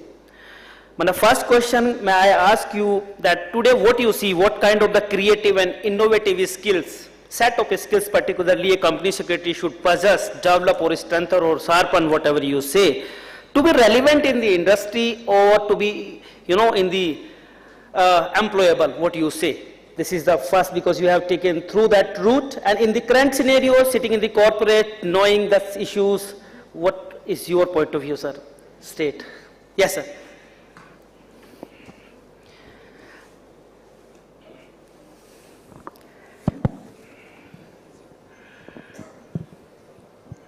Yeah, it's a very good question, Vinit. And in my view, of course, I think Pawan also has mentioned, we have to be very innovative, we have to be constantly on the move, and we have to be ready to go out of our comfort zone. And the communication skills, of course, it has always been a requirement for the profession of company secretaries. I think right from the 70s or even maybe early 60s. I think the communication skills of company secretaries has always been very important. And how to put it across, how to disagree in an agreeable manner, all those things I think will have to be done. And you will have to put forth your point, and at the same time, you have to maintain the decorum, and you have to work in a selfless manner. I mean, you should not do for taking credit. And once I think you work not for taking credit and for the overall good of the organization, I think things will be good automatically.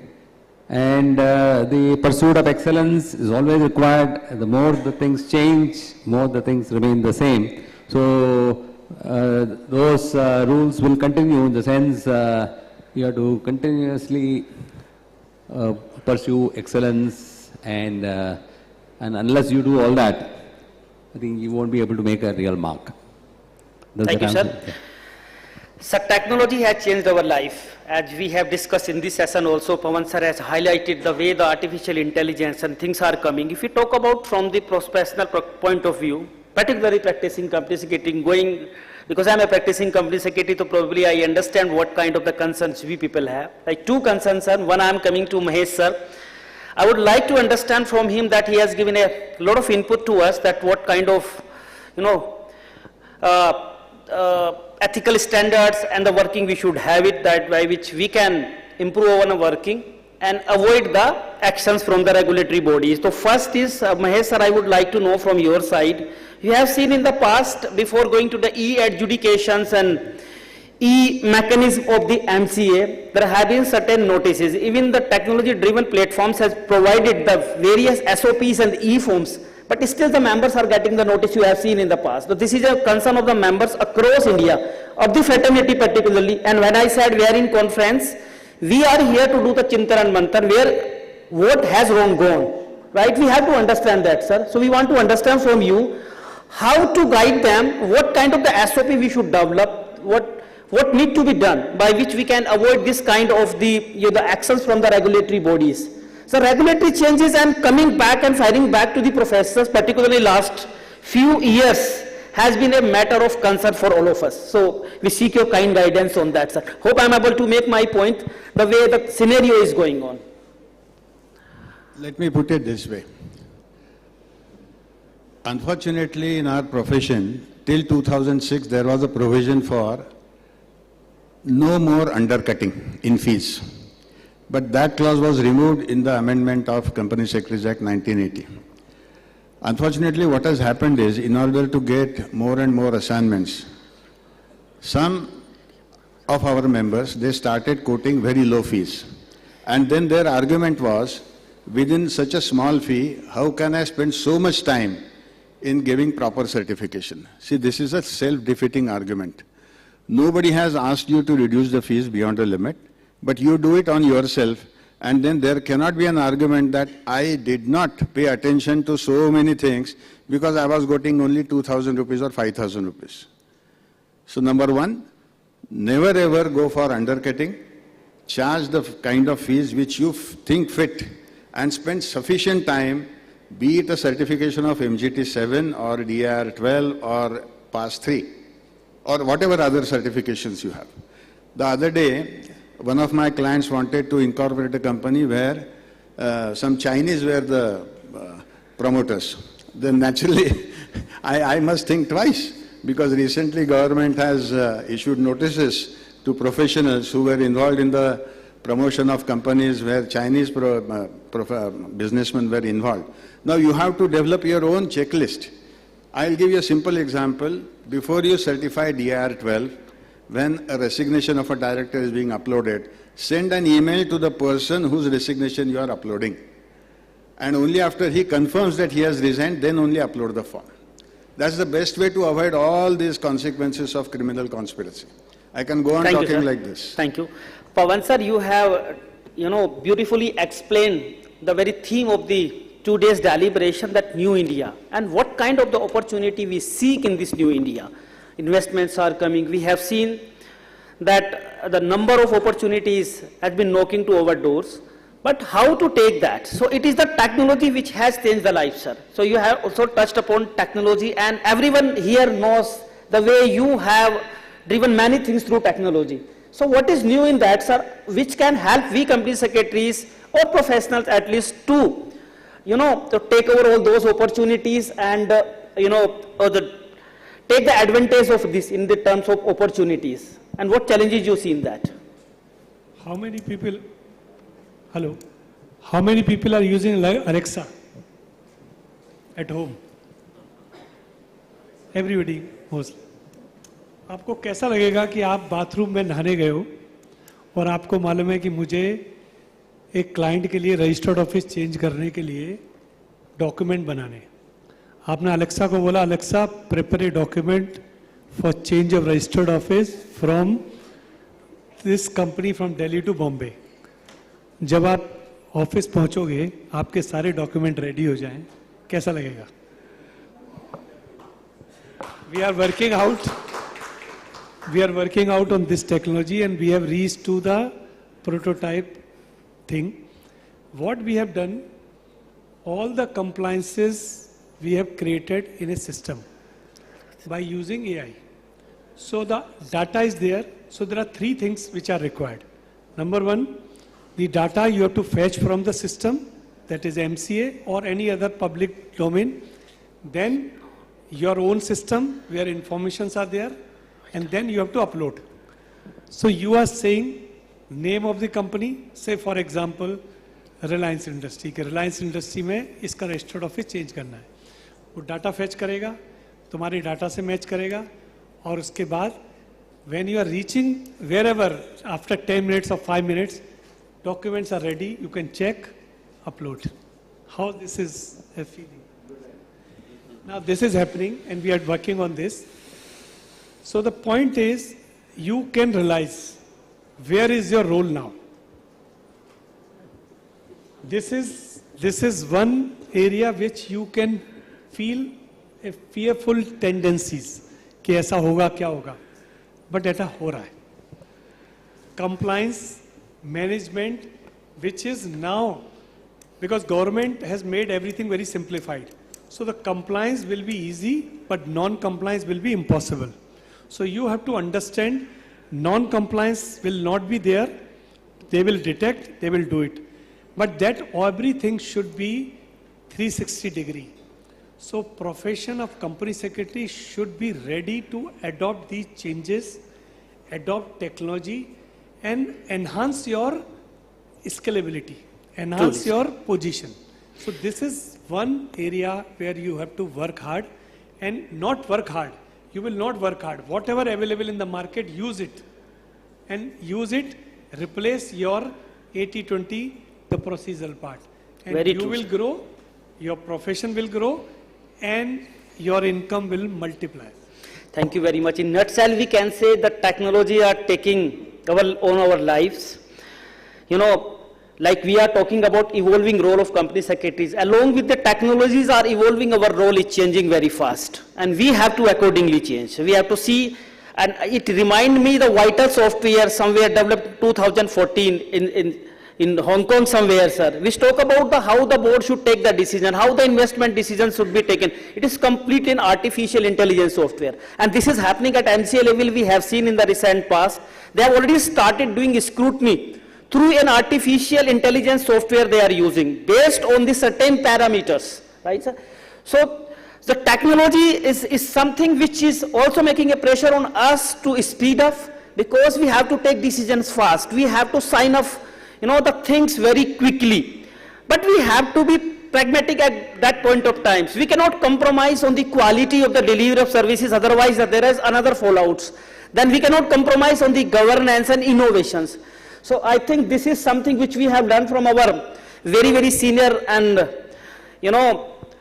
well-known personalities of the professions, have been in profession over 4 decades. Thank you very much, sir, for your kind presence has really motivated us. A lot of inputs we have gathered, that the way, and that was the objectivity, as I told you, to have the conference, why we have this kind of the program, and why we have the themes actually, that what we are getting. This is the things that we have to do, Chintan and Manthan.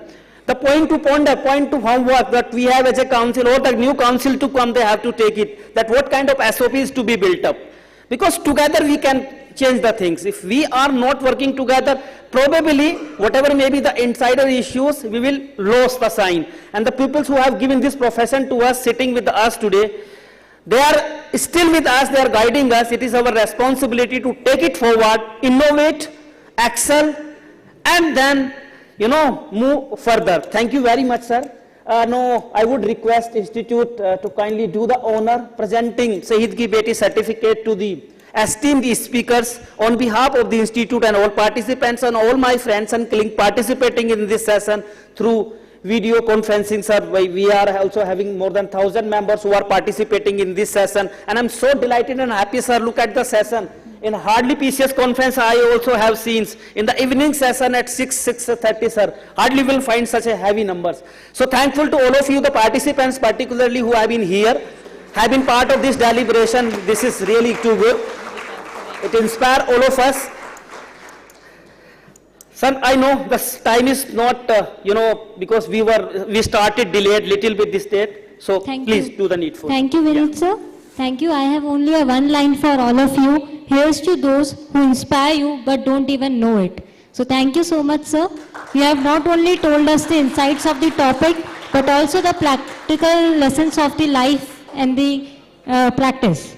Now I request C.S. Narsimhan, sir, council member, to kindly come on the dais and present the Shahid Ki Beti certificate to C.S. Sridhar.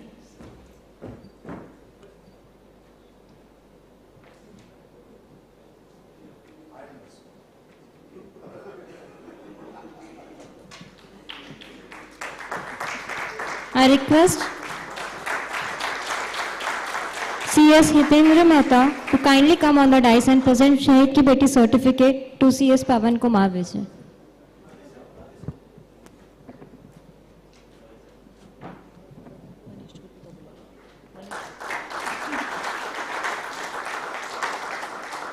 Thank you, sir. Now I request CS Manish Gupta to kindly come on the dais and present Shahid Ki Beti certificate to CS Mahesh Athavale ji.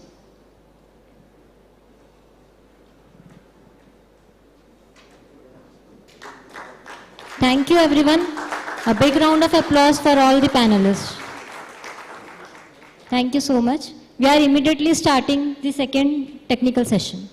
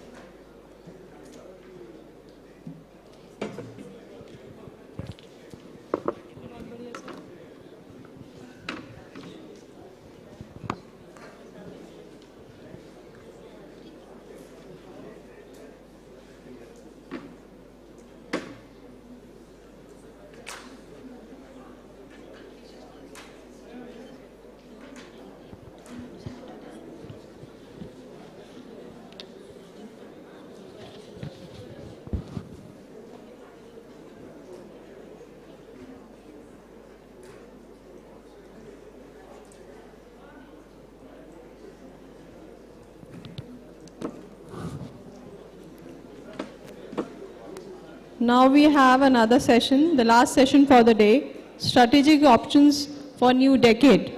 We have with us CS Nisar Ahmed, Past President ICSI, CS Nitin Somani, Director and Founder Sunday Capital Advisor Private Limited, Dr. CS SK Jain, Founder SK Jain and Company, CS Rakesh Puri, Advocate and Corporate Lawyer, CS Akshay Ranjanekar, Senior Manager, Forensic and Integrity Services, ENY. I request Hitendra Mehta ji to please accompany all the panelists to the dais.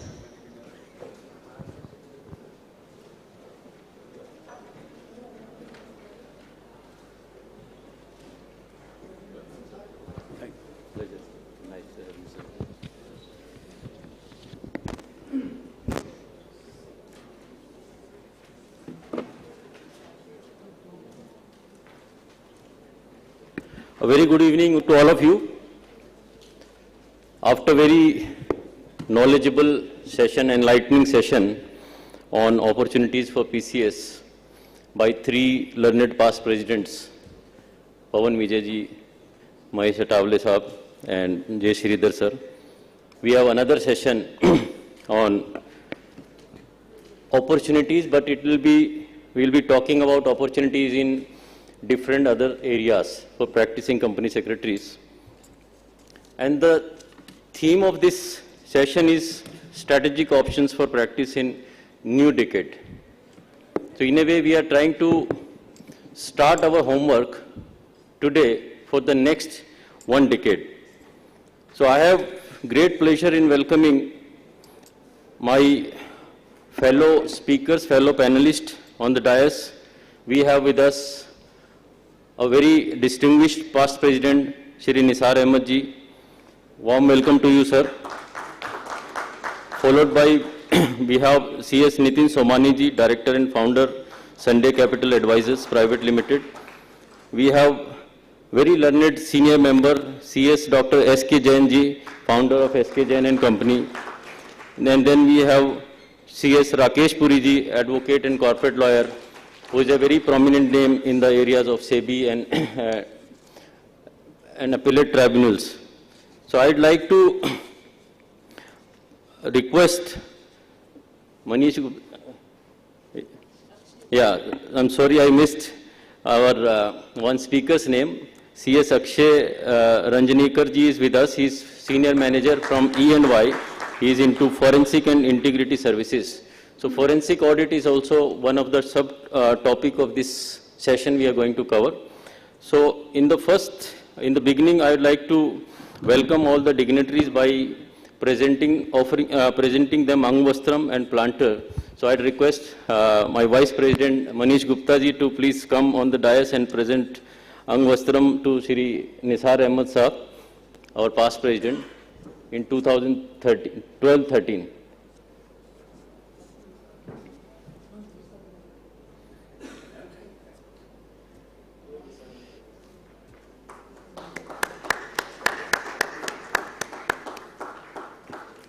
May I request my fellow council colleague Chetan Bhai Patel to come and present Angvastram to CS Dr. S.K. Jain Saab. Thank you, sir, for joining us.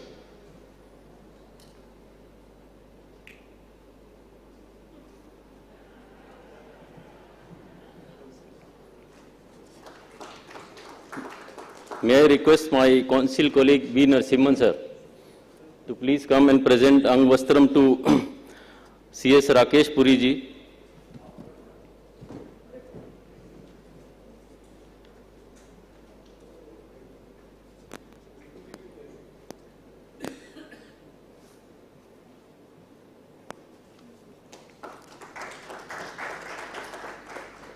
And I request Narasimhan ji again to present Angvastram to Nitin Somani ji. Ji.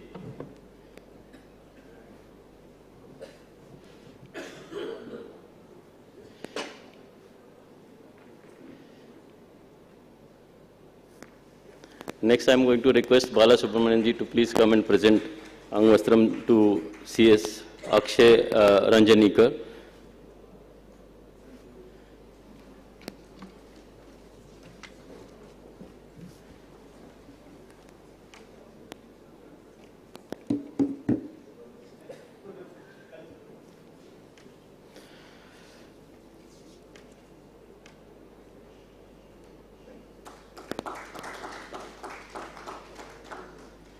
A very warm welcome once again to all of distinguished panelists today in this session. One thing I can tell you that this session is going to be fairly exciting in a way that the opportunities which we are going to discuss in this session, these are in slightly different new areas. We'll be talking about opportunities in valuation, opportunities in arbitration sector, opportunities in forensic audits, and then opportunities before tribunals. So we'll be covering not only NCLT, we'll be covering appearance before SEBI and SAT as well. So I think for all of us, this is going to be an eye-opening session, because many a times we are not aware as to like what kind of specific opportunities could be available for professionals. So these people who are sitting on the dais on my left side, they are the one who have been actually practicing day in and day out in those areas. And they will be sharing their vast experience with all of us and then enlightening us with their experiences as to which could be the new areas. I mean, we'll be talking about some other areas also beside these areas. Just to share with the learned panelists, because the upper time limit is 1 hour, we have to conclude the session by 7 o'clock. So we have to be mindful of that, sir. I wished I could have more time, but then the session structure is like that. We would be requesting you to speak on your respective topic for 5 to 7 minutes, and after that we will try to have more interaction, more questions from the participants, from the members. I think more the time we have for discussions with the members, interaction with the member, merrier it is. So thank you so much. I will not take much of your time. Straight away I'm going to invite CS Nisar Ahmed ji, past president of ICSI. He will be sharing his experience into the fairly new area, arbitration. As our vice president told in the morning, that institute has approved already, setting up of arbitral center by the institute in the form of a Section 8 company. So this is going to be a new opportunity areas, not only providing direct arbitration services, but also for, doing capacity building of members, providing, educational facilities, providing support services in this particular regard. And there could be many other areas which Nisarji would like to dwell upon. Thank you so much. Good evening to all. Hitender, dignitaries on the dais. Let me at the outset convey my gratitude to the President of the Institute, Vice President of the Institute, and the Council members, fellow panelists, delegates, both physical and virtual. Ladies and gentlemen, it's a very proud moment for all of us to be here to discuss after a gap of 2 years that we have not met physically during the pandemic. The topic that we have now today for discussions, because I wish I could have more time to develop on, but nonetheless, we'll flag 5 minutes, 7 minutes time. A few issues arising out of the arbitration is a big area, arbitrations. Take it from me. We have been now working, and many of us, we have been working in the different avatar as arbitrators. Now, if you look at this, 2019 amendment, let me straight away go to 2009 amendments, which keep pace of section 43J, inserting to allow company secretary inter alia as a qualification to be called arbitrators. In the earth schedule, if I recollect, earth schedule is inserted, whereby the qualification and experience have been added. Only 10 years of experience as a practitioner could be the person who could go straight away to be an arbitrator. But what has happened thereafter? Immediately next year, 2020, a bill was introduced in the parliament, deleting altogether the Schedule 8. We are rejoiced. At that point in time, we had a lot of seminar. The Honorable Minister at that point in time, the Law Minister, had made it a very emphatic speech in the Parliament while introducing the amendments in the arbitration to opening up as a center, as a hub of arbitration in India, providing all sorts of support. Budgetary support has been given to a huge number to allow arbitration as a seat. India as a seat for providing all multidisciplinary, all the multi-dimensional arbitration. But very next year, this particular schedule that had been deleted from the amendment in 2021 with effect from November 2020. What has happened? And instead, 43J was rewritten to say that the Arbitration Council of India will come out as an apex body to come out with a regulation, and that regulation has not yet come. Not many of our members, I remember senior members particularly, those who are there in the CLB days, NCLT days, they were very enthusiastic about venturing into this area, going side and side with the lawyers' friends, because ADR is the area that is for us as a technical members, knowing subject on ADR, and that includes arbitration, of course. What has happened thereafter? That was a kind of, subset. Oh, nothing has happened. We do not know whether our name would be there or not there. What went wrong? The government within a year's time deleted the statute, 43J, and substituted with another J to say that Arbitration Council of India will set up a regulation.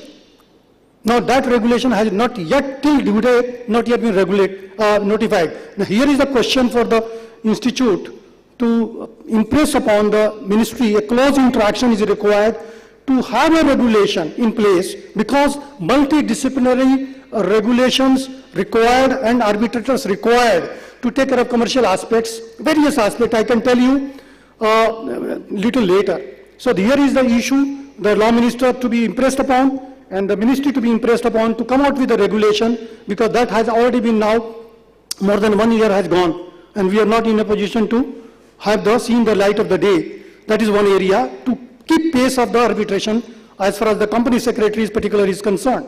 Number 2, section 442. I don't want to read the law here, but all my friends are aware of.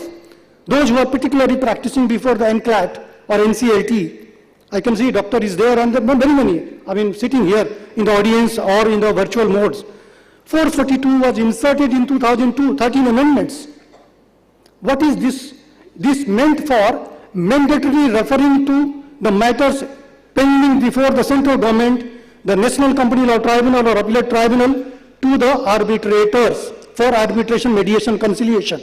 And the time frame was mentioned. There is a format available too, but I am afraid to say that not a single case to my knowledge at least, having practiced for 32 years before these bodies, I have not come across. I did mention this issue informal to the then president of the NCLT and the chairperson of NCLAT, and also to the secretary, NGT Srinivas. I remember that. It says in my personal capacity. But he says, no, we have not yet encouraged this kind of atmosphere of referring the matters pre-litigation to the mediation center, ably guided by our company secretaries. And I remember I was also enrolled central government, by the northern region for 3 jurisdictions, Delhi, Chandigarh and Bangalore, for conciliation mediation. There is a panel. Many of my friends are aware, every year the northern region, regional directorate, they do come out with a notice for empanelment for a year, financial year, every year. But so far, panel is being created, but no work has been allocated to. There is no atmosphere. Here is the role again of the institute to impress upon this authority to implement section 442 and the rules made thereunder. These are the imperative, these are the food for thought. I am very happy to learn this in the inaugural part that institute has decided, and just now flagged by the moderator, Mr. Mehta, that institute has decided to come out with a section 8 company to have this arbitration activities as a body within the umbrella of ICSI.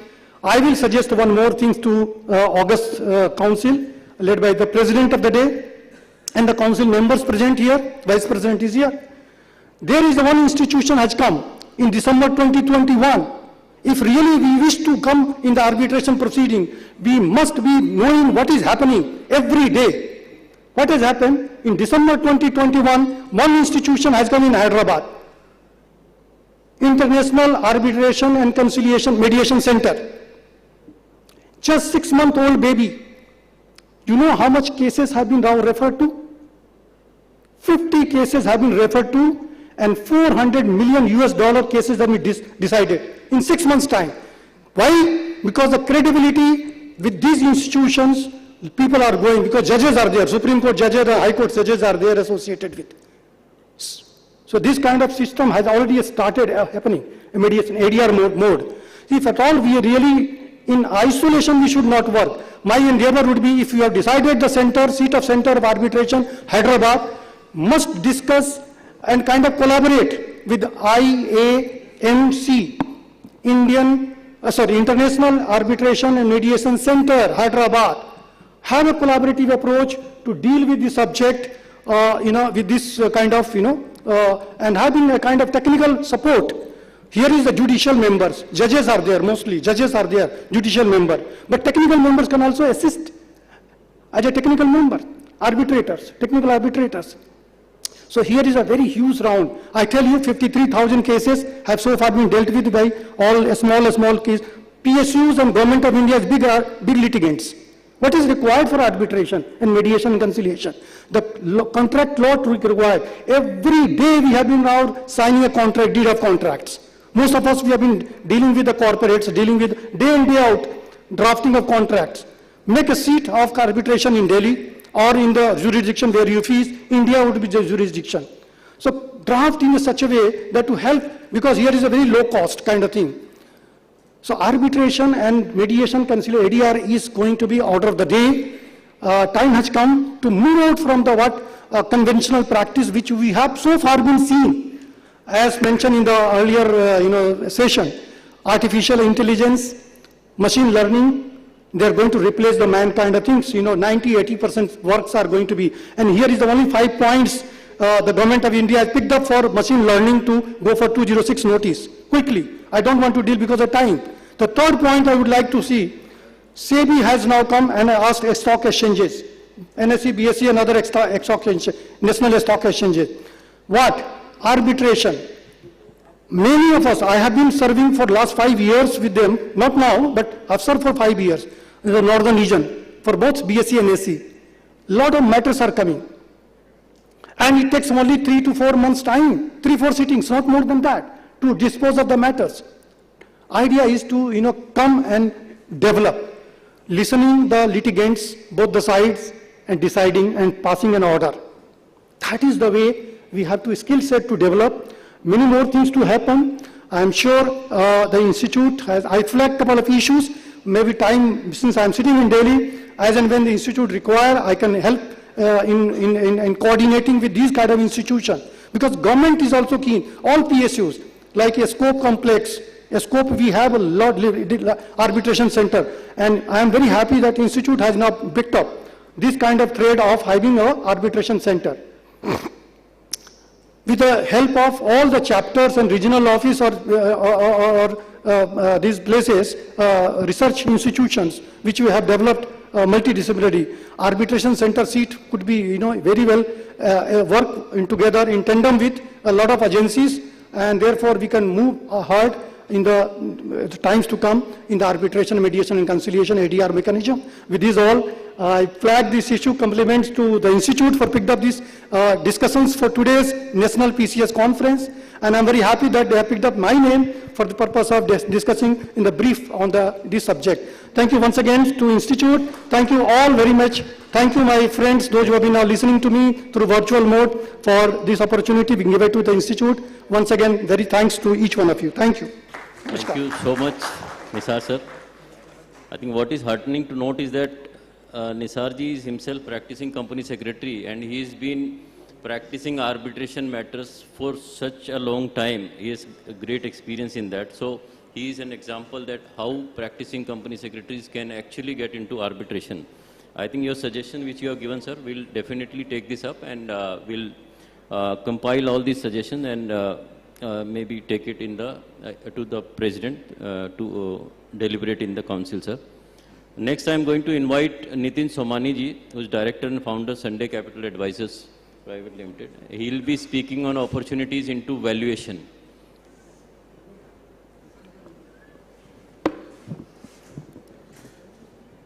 Hi, good evening, all the dignitaries on the dais, off the dais, the members present, and the members who are attending this virtually.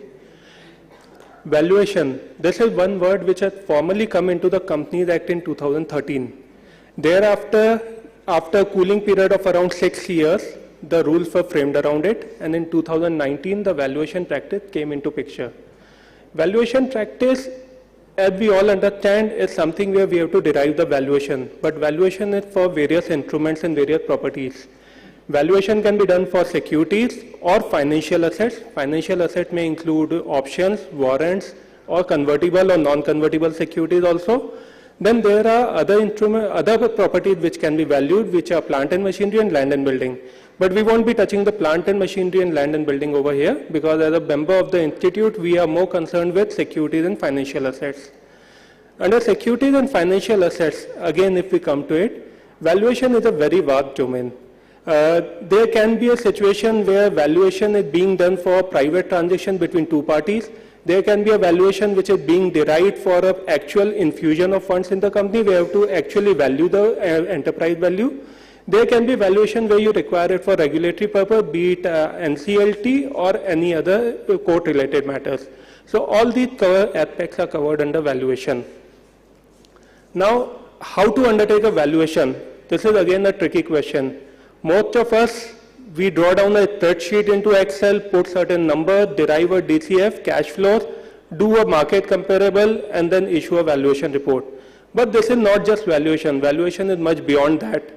There was a public platform show which came last year wherein there were investors sitting, there were certain startup companies, they were discussing valuations, interacting, negotiating, everything happening on a public forum. This gives us a greater picture that how the valuation arrived. As an investor, I may not be interested into the company, so I will not have that kind of valuation. However, if I am a strategic investor, I would be looking for integration of certain businesses of mine. So for me, the valuation will change drastically. Similarly, there have been instances since last 1 year where some of the regulators are insisting on net asset value.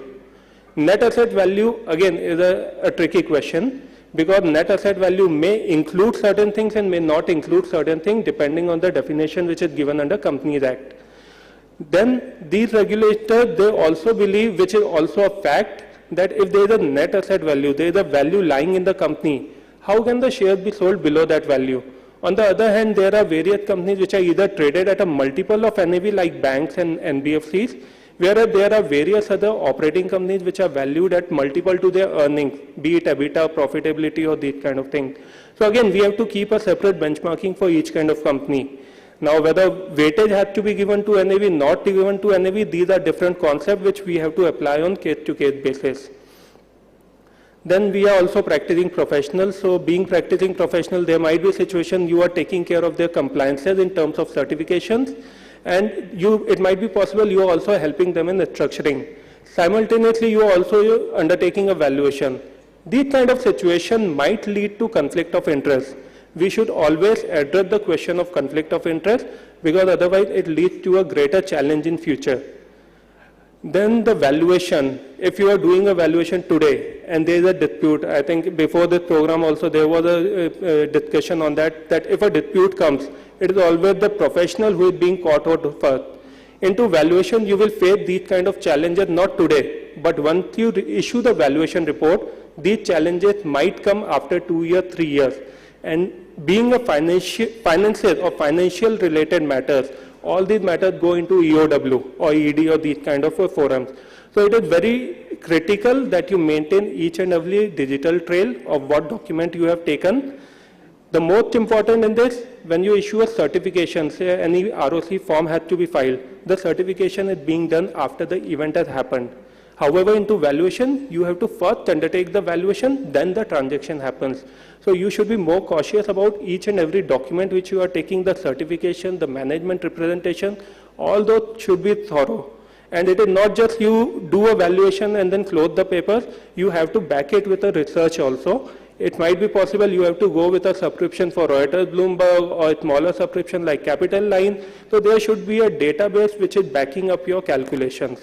So it becomes more critical to adopt these kind of measures. Lastly, valuation is not a one-man job. I may have a different perception about a business or industry. However, when you do a valuation, you have to consider all factors related to that industry. It is an extensive job, and one maker and checker concept should always be there, that if someone is drawing out an Excel sheet for DCF or market multiple, there should be any other person who is also verifying these numbers.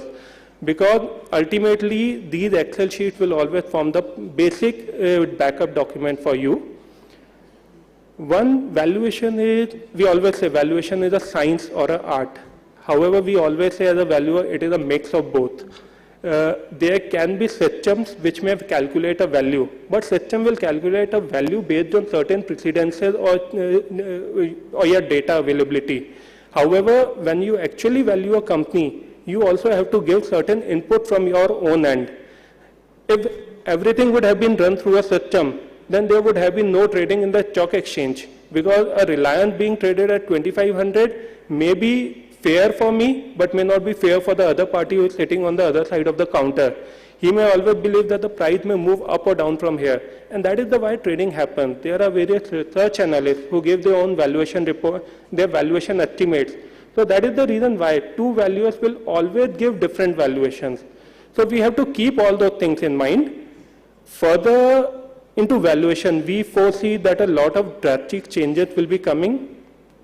Some have already been started. IBBI recently came out with a circular wherein they have put a cooling period of 2 months between two exams. So if you have given an examination today, you have to wait for 2 more months to appear for the second attempt.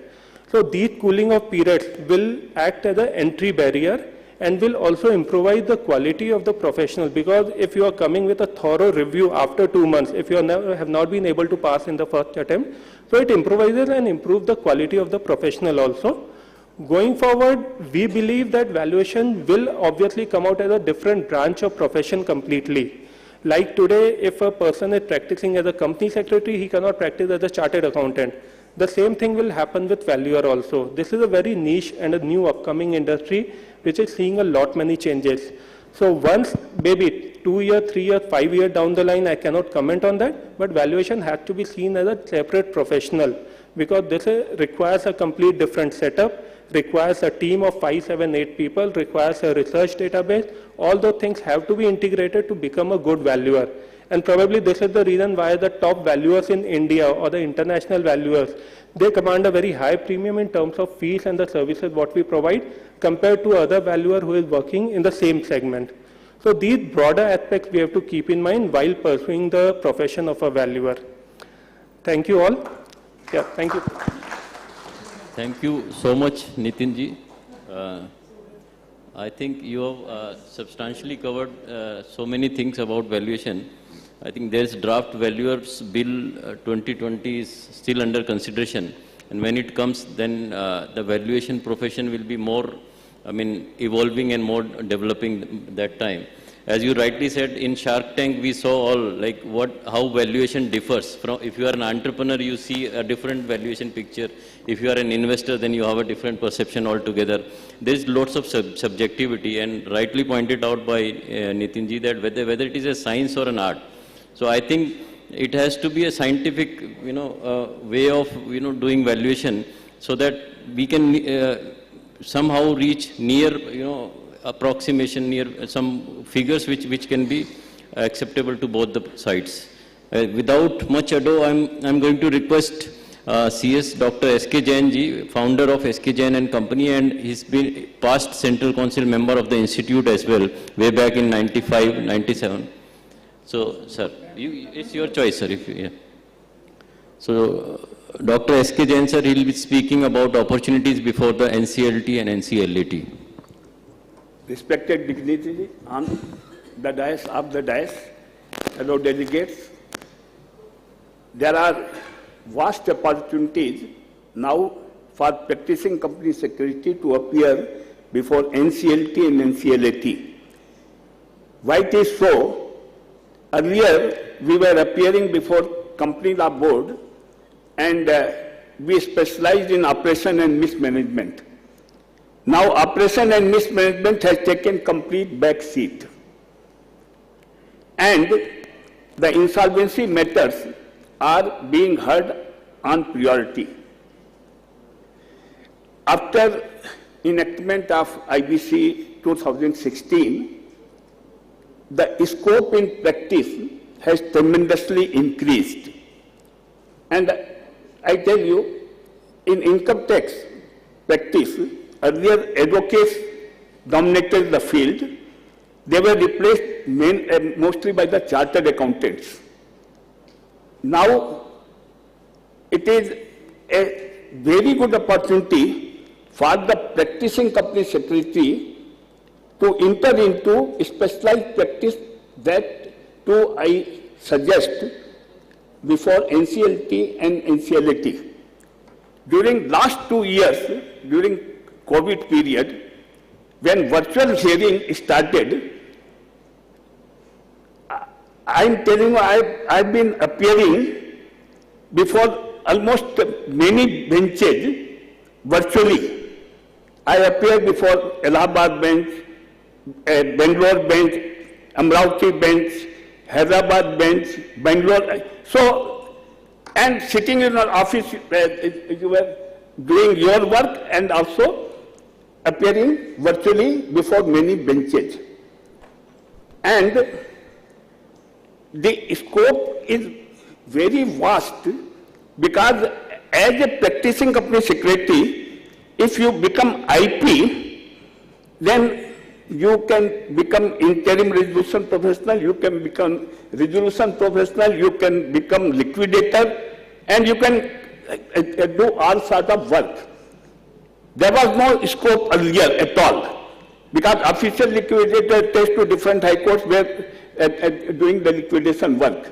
Now you can become liquidator, you can become resolution professional, and you are also involved in drafting of the resolution plans.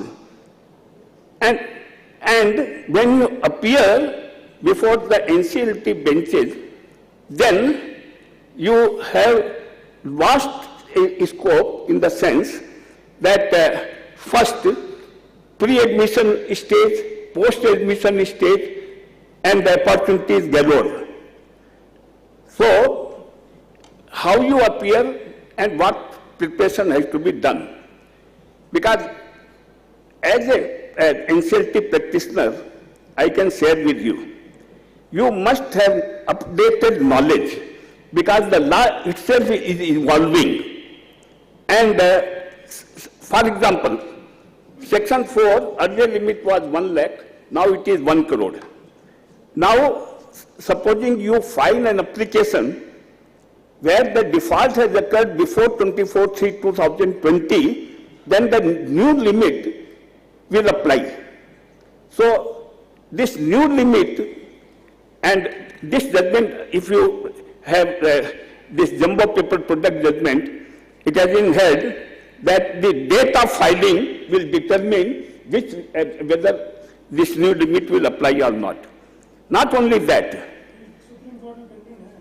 no, Supreme Court it is pending, but no, I tell you, but supposing you have filed, the default has occurred before 24/3/2020, notice has been given before, but you are filing today.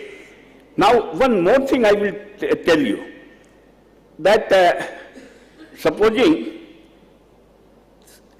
there is an outstanding dues, you have entered into a settlement, then recently NCLT bench has held that the breach of settlement does not entitle you to file an application as an operational creditor.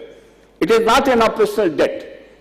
So, as an operational creditor, then what lesson you get? That before entering into settlement, you must tell your client that if there is any default, then you will not be entitled to go before NCLT benches. So the knowledge of up-to-date law is very, very important. So you should have a good research team. Unless you have a good research team, you cannot do justice with the work. Moreover, the NCLT, when it hears the matter, it has on any particular day 50, 60 cases. So now Section 7 matter appear first, then 9, then resolution applicant, then company law matters come. And the members are in tiring hurry. So you should be well prepared so that within the limited time you can explain your case. So the preparation which is required must be very, very thorough. And you must, if you quote any precedence which is there, then that will resolve the matter. So what I suggest that you must encourage the interns who take training under you. You must properly guide them. And I will share with you, the young girls who join the established practitioners, if you guide them properly, because they know the technology, they learn fast, and they can assist you in getting the up-to-date judgment. So our interns who are students appearing in exam, they should be properly trained. And if you properly train them, then they will be an asset for you. and you would be making good, you would be building a good team. So, my friend, what I mean to say, that you must have good drafting skill, good advocacy skill, you must have a knowledge of procedural law, because now you have a substantive law which is IBC code, then there are rules and regulations which govern the, so you must have a thorough knowledge of the IBC code rules, regulations, and also the rate test judgments, so that you can explain your case better within a limited time. And I tell you, there is a lot of scope, ample scope. So with these words, I'll say that the scope is vast. It is for you to encash it. Thank you. Thank you. Thank you so very much, sir. I think in a very limited time frame, you have explained so much, starting from, appearing before various tribunals while sitting in your office. I think this was what was being discussed in the previous session itself, that technology as an enabler, right? At the same time, your strategic thinking capabilities cannot be replaced by the artificial intelligence. So you have to be applying your mind, you have to be taking decisions spontaneously on the spot, and then only making your case.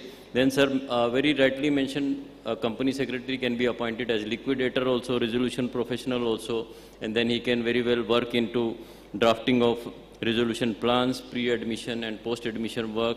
And then two important areas which he highlighted, that the emphasis was on having good research, and then the developing of the capability of explaining your case in a very limited time frame. So speaking so much in so little time.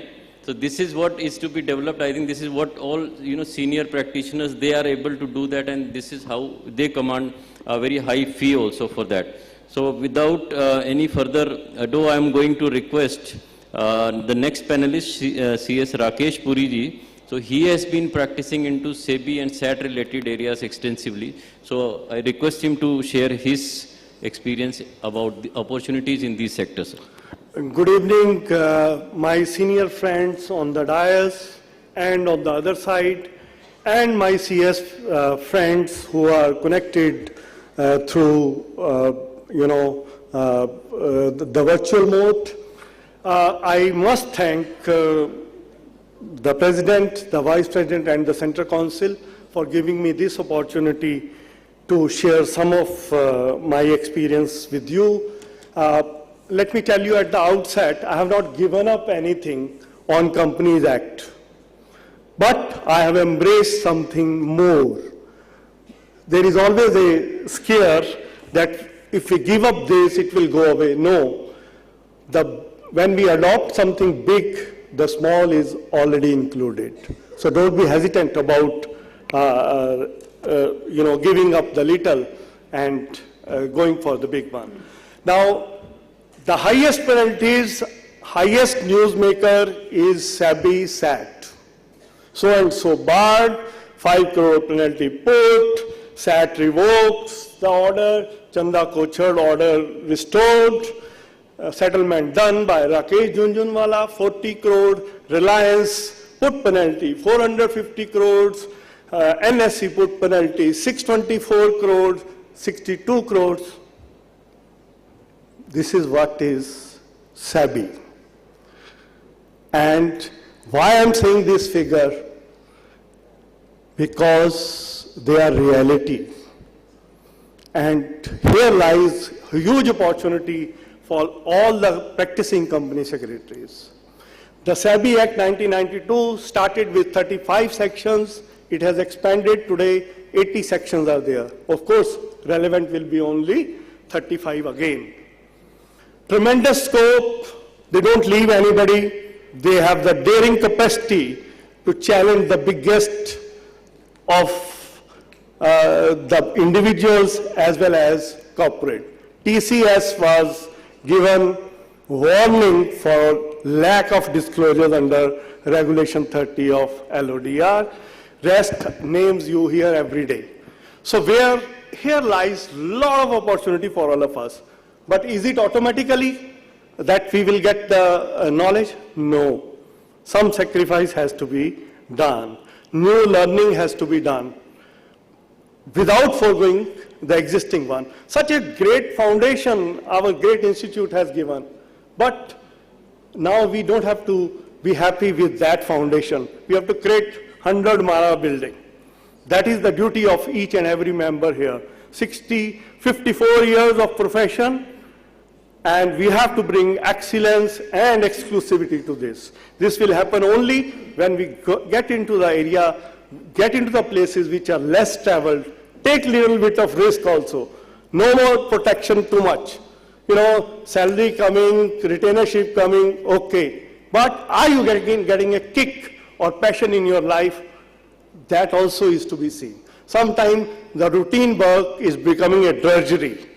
It is taking so much, when I go, if I don't feel a kick or a satisfaction in the evening, that day is not good. I think that kind of passion we have to bring in.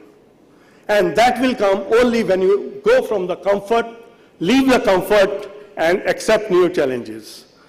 This is one of the laws. There are 4 areas: advisory, transaction, compliance, and non-compliance. Transaction is hijacked by merchant bankers who employ company secretaries but pay them very little. Compliances are done all the day by company secretaries. And advisory, again, is a mix: lawyers, chartered accountants, and company secretaries. Non-compliance, very few people. Very few people. And for that, you need capital markets knowledge also. You have to be an investor to understand the pain of the loser whose bank account or demat account is frozen and he comes to know through others, ex parte orders, right? Big penalties. But if you can get a relief for such a person, he will pay you in lakhs. I can share with you personal experience. I saved the money, 10.12 crores of a promoter by having a different strategy. And he was a big guy of old days, but now he is into trouble. But he was so thankful to me. It happened only in December. Some strategic thinking, out of experience, nuts and bolts, and dirty your hands. Then only you get where to fix. So, 3 opportunities in non-compliance. Compliance will be automatic, as it will be assisted by technology. Non-compliance you have to handle, and I can tell you, very few people are prepared for it. I got a call last week, within 3 minutes of show cause notice, landing in the email of one of the best company secretaries of big group in Delhi. Within 3 minutes, he is seeking my advice. He is not prepared. Why he is not prepared? Not that it is difficult, but he has never taken interest in that. It is easy if you take interest. So here, 3 opportunities lie. Adjudication proceedings. Before levying the penalty under section 15I, there is a procedure. They will give you notice. In serious cases, they will give you ex parte order. Rakesh Puri is debarred, and Rakesh Puri is coming to know from the friend why he is debarred. So, big adjudication, we can be a part of it. It's not rocket science, it is very simple. Then settlement also. And then after adjudication, if heavy penalties put on me, say 50 crores, 60 crores, all jointly and severally, then I can go to Securities Appellate Tribunal. 4S matter in securities market: stock exchanges, SEBI, SAT, and Supreme Court. No other court has any jurisdiction whatsoever.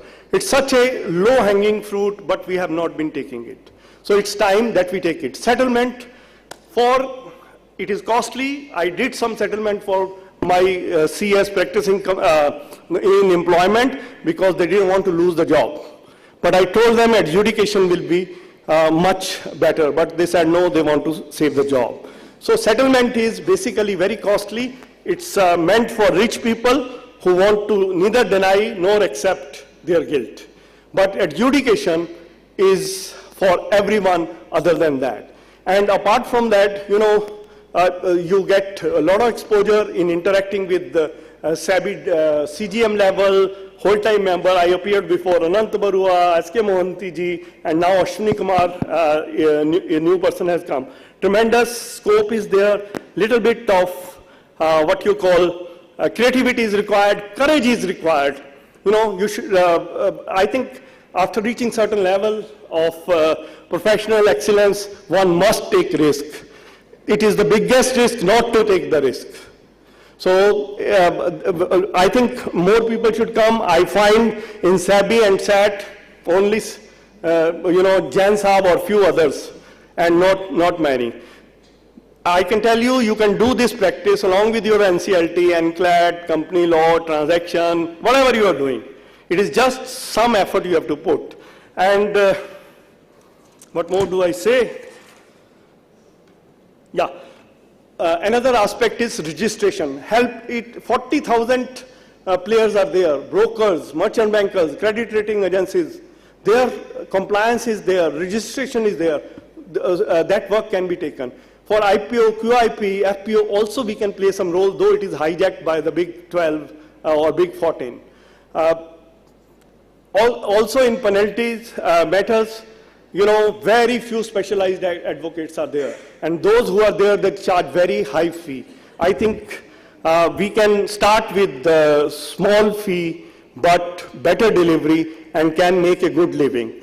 There are what you call tremendous learnings, but you have to have passion in capital markets to understand the non-compliances. I don't know if I can speak more. Other things we can have in discussion, question answers. But I won't leave in, I will leave in one minute. Also insider trading. FUTP is extensively applied. Forensic audits are being, ordered by SABI. CFOs are implicated. The whole board gets implicated under Section 27. Don't think company secretaries will be safe. No, in some cases, company secretaries have been found to be violative. LODR violations are there, but that catalog SOP is only for other than Regulation 30. Regulation 30 is directly administered by SABI, because there they inflict penalty from 1 lakh to 1 crore. And can you imagine how biggest penalty put? You cannot imagine, although I have given you some figures. 2,432 crores of penalty has been put by SABI in PSEL case. It has been affirmed also by SAT and not likely to succeed even in Supreme Court. So this is the kind of scope which you have in adjudication, settlement, and appeals before SAT. With that thought, I will just conclude, and then as per the instruction of learned coordinator, I will be taking up some questions. Thank you so much for the opportunity. Thank you so much, Rakesh ji. I think you have in detail explained about the opportunities before SEBI and SAT in particular. For members, I think it's a big opportunity area. Maybe how to begin with this could be another question. So initially you may try to collaborate with the established practitioners, and after that, the way you proceed along, you can learn alongside and then start thinking on your own. I think all the panelists have been very cooperative so far. They have been, I'm coming on that. So they have been acceding to my request of keeping those timelines. So in this process now, I'm going to invite the last panelist of today, CS Akshay Ranjanikar. He's a Senior Manager, Forensic and Integrity Services, to speak on opportunities into forensic audits. So after that, I'm receiving, questions on my mobile. So we'll be taking up some questions. And President has actually, given me some leeway that we can continue the session with 10-15 more minutes. So we'll continue with some questions. Very interesting questions are coming to me. Now over to you, Akshay ji. Thank you, sir. Good evening, everyone. I think sir indirectly indicated while complimenting other speakers that they kept to the time. They in a way told me that, look, even you have to follow the same. Well, originally, a partner with ENY, Mukul Srivastav, was supposed to attend the session, but because of certain client commitments and some conflicting meetings, he couldn't make it. And he probably thought, look, here is a senior manager from Ernst & Young who leads Pune market for the forensic practice, who has lately picked up lots of gray hair, so might suit to sit along with the panelists. But, well, that could be the only similarity I can say, looking at all the capabilities that you all have and the area of experience and exposure within the field. It's been more than 10 years I have been working into the field of governance and compliance, and about 8 years into internal audit and core forensic investigations and forensic audits. Typically within Ernst & Young, how we would prepare ourselves to address a session or even an audit committee is spend about 2 days creating slides and doing a lot of research on the material, etc., which I did even for today.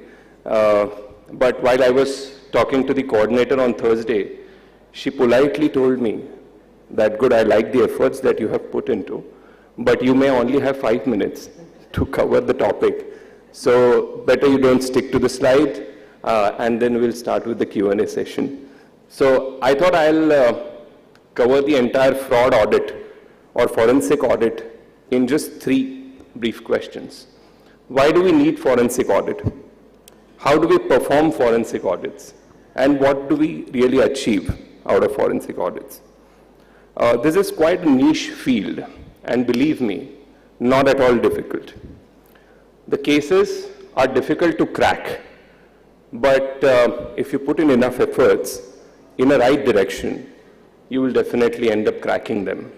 And cracking a case is all about cracking an individual who is acting in connivance with some of the external vendors or the stakeholders, working back with the same company from whom they have been earning salaries and incentive for years altogether.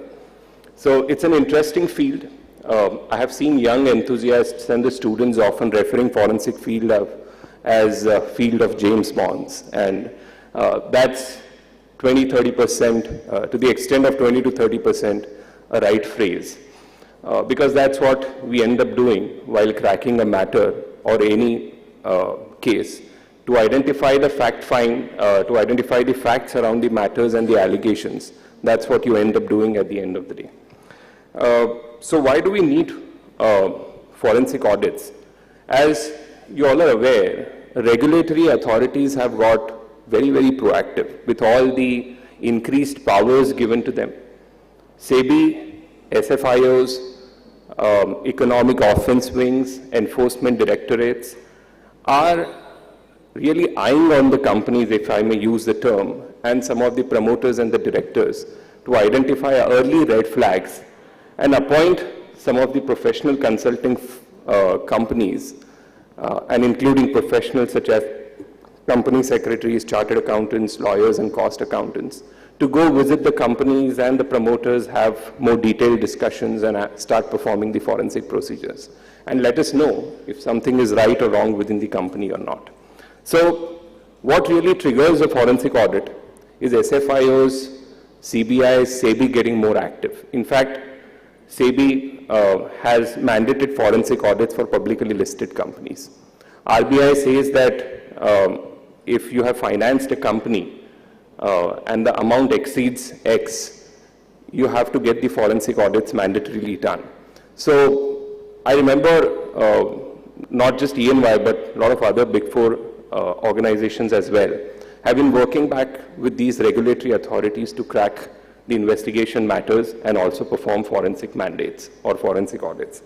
The second important the topic which even the earlier DICE and the eminent members addressed is the economic growth that our country is witnessing. You can see every other company is coming up with initial public offerings. We are in the world where startups are getting funded very, very aggressively. So all these venture capitalists, external institutions, and SEBI, of course, are proposing more robust due diligence processes within the companies where they are investing or larger stakeholders are investing into. So definitely the economic environment is triggering lots of forensic investigations.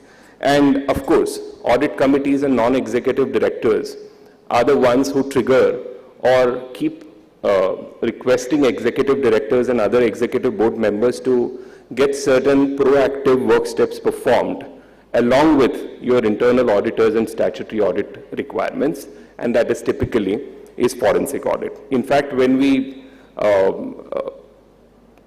present the investigation outcome to the audit committee, one question that we always come across, I should rather say the promoters or the other executive directors come across from the audit committee chairman is, look, you have now closed this particular case, but while cracking the case, you have identified a lot of loopholes within the procurement process, if I have to give an example. How do you fix the procurement process end to end? Why don't you deliberate a little more about the fraud risk investigations or fraud risk assessment sort of a program? So that's what we end up doing with the same company after cracking a particular matter. So definitely internal governance structure is also promoting a lot of fraud risk activities or forensic audits. Now, how we really do it?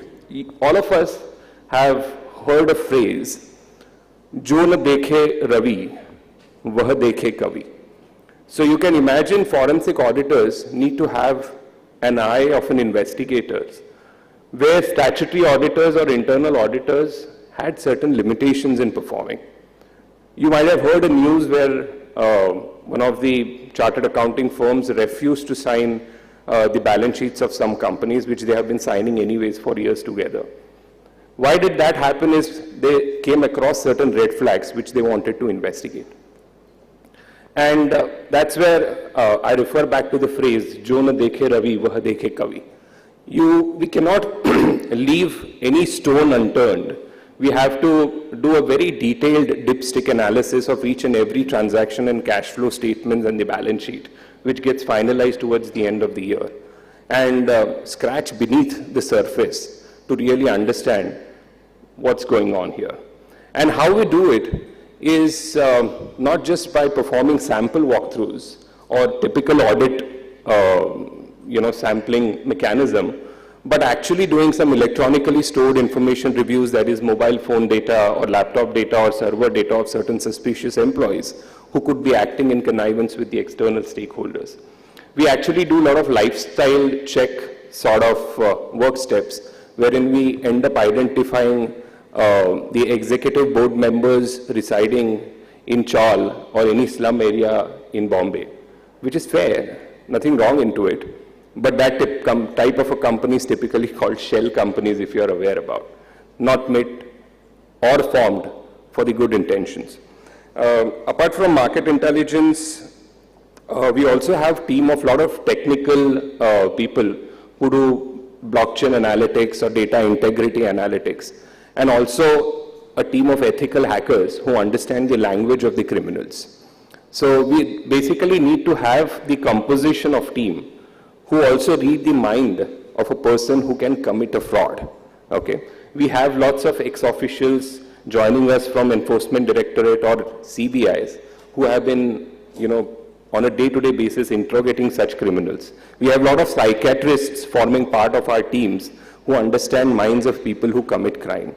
And, it's really important for organizations to know as to why people would commit a crime or commit a fraud within an organization. So to really reach to an objective, which is a larger objective, you need to have a blend of very, very good people as a part of your team. And it's not just all about the accountants, but it's all about people who would understand law, people who can perform some mystery shopping activities, can gather intelligence out of market discreetly, and things like that.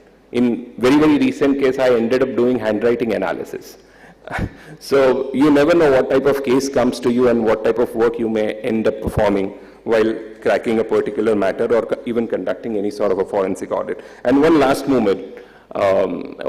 point to make, what do we really achieve out of forensic audit is we typically come across a lot of fraud scenarios or fraud schemes, which typically is consisted of diversion and siphoning of funds, asset misappropriations, conflict of interest. We keep, as a part of our profession, we keep registering interested entities of a director or a promoter, and also keep mentioning lots of amounts around the same as a part of annual compliances. But really getting into the detail of the transaction, if the transaction was arm's length transaction or not, who all were the directors and promoters of such interested parties or companies with whom we have dealt with, is something which we end up doing day in and day out. We also, as a part of our profession, have to look into code of conduct, and also FCP and UKBA type of regulations is something what we end up achieving and complying with. That's what I thought I'll quickly brief you about forensic audit. The topic is very, very vast, but considering the time constraint, I thought I'll just answer these three questions. Why do we need forensic audits? How do we really perform them? And what do we achieve at the end? Thank you so much.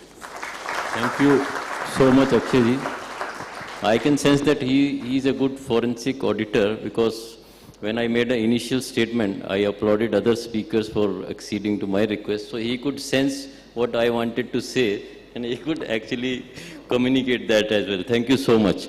I think this has been well within the time frame. We have been able to conclude the speakers' addresses by 7 o'clock. So we have another 10-15 minutes time. So first I will open the floor for questions, if there are any from this side. If in the absence of any question, I have received some questions from the Secretariat, so which I will be throwing upon to the different panelists. Anybody from the audience sitting here?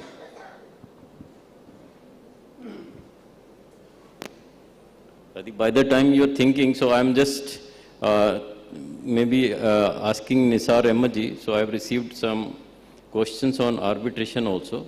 So let me just pose one question to Nisar ji.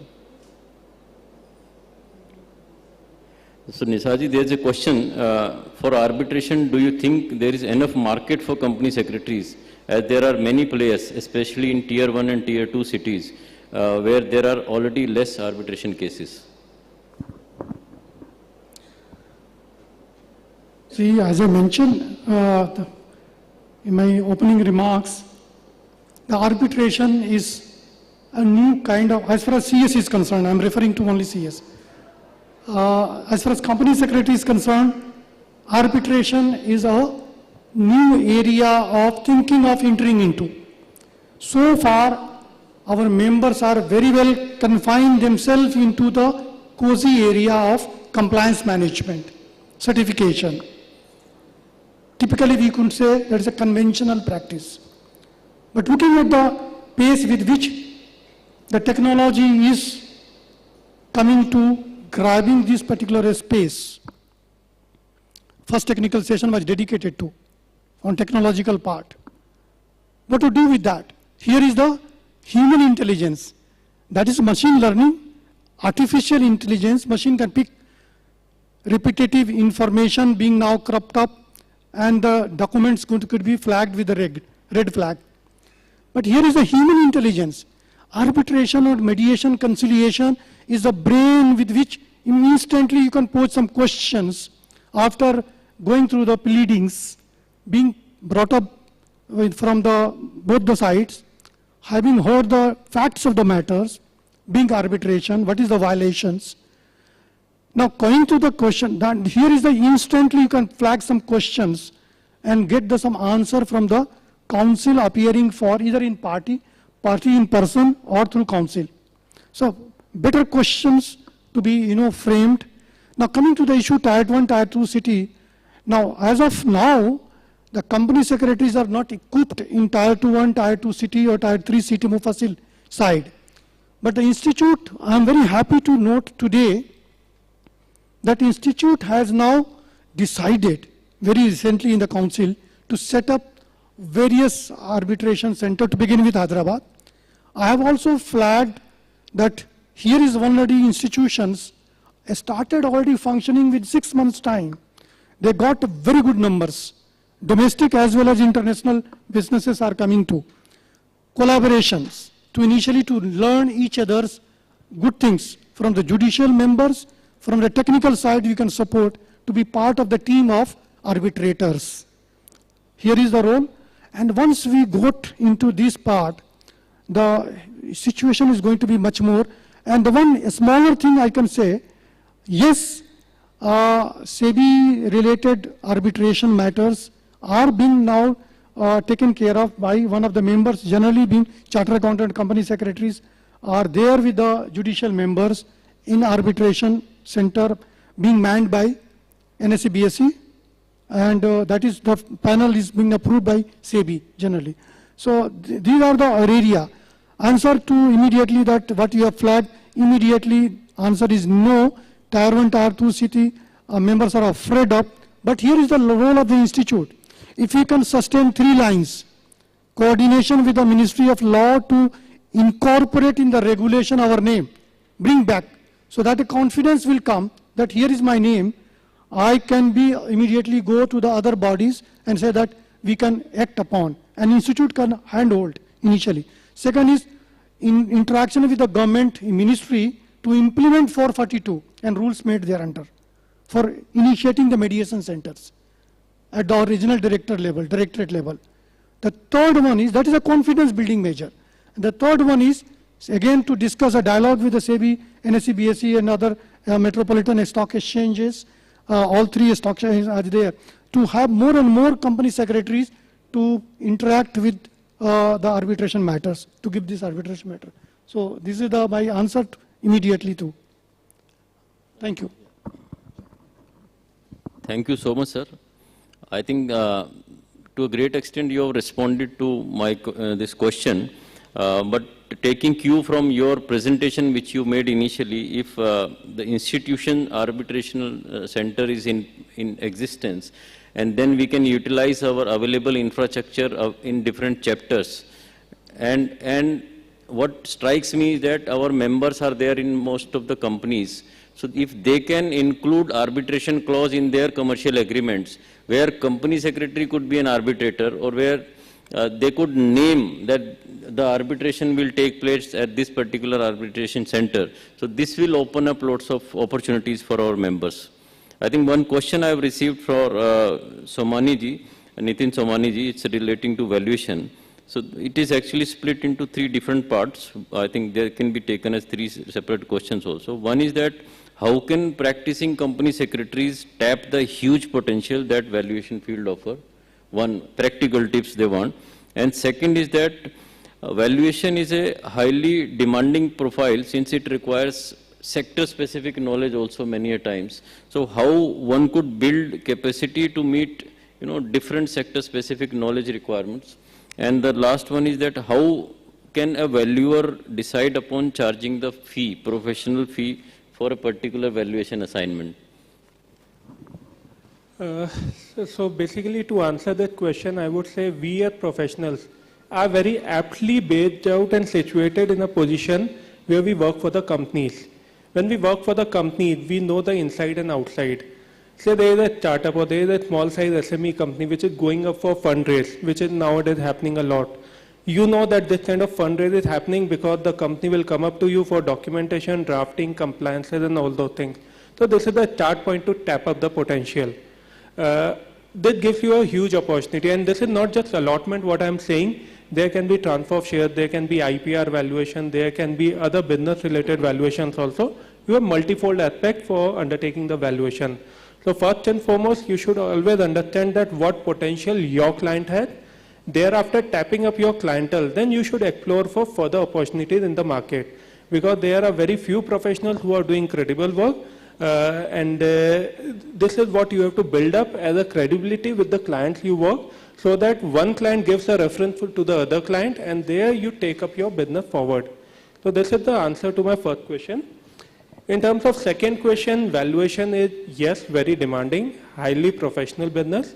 In terms of valuation, you need to have various databases at your end. You cannot simply go out, do a Google search, use Google Finance or Yahoo Money or do something and then incorporate the data. Secondly, when you go with some other data also, it might be possible one of your professional friend is using a database, and you take the database from there and incorporate in your report. There are various copyright related challenges also because the usage of their data is limited. In these terms, the subsidiary of ICSI, the ICSI RVO, they have taken one step forward. They have in the process of tying up with such a market intermediary which is providing a data, and on selective basis they have started or they will be starting to provide the data to the members of ICSI RVO. Similarly, I would suggest the professionals also to invest some money, some time into building up these kind of database. So database is one thing, but who will handle the database? The professionals. An individual as a practicing CS, you may be handling 10, 50, 100 more clients in terms of their normal corporate compliances or some special requirement related to their business. So you need to have a team who can back you up. So you need more professionals who will help you within your organization to create the valuation report, to work on the data, to present the valuation report which is lucrative, looks more professional. There's a member of, on my right hand side also, who come from a firm which is also internationally known, EY. They have been doing various valuations. You see the valuation report and you will find various differences in how the valuation report has to be presented. There are various other international firms. So valuation report presentation and the data authenticity, both are equally important. In terms of pricing, yes, the more you deploy professionals, the more you use the database, your costing will increase.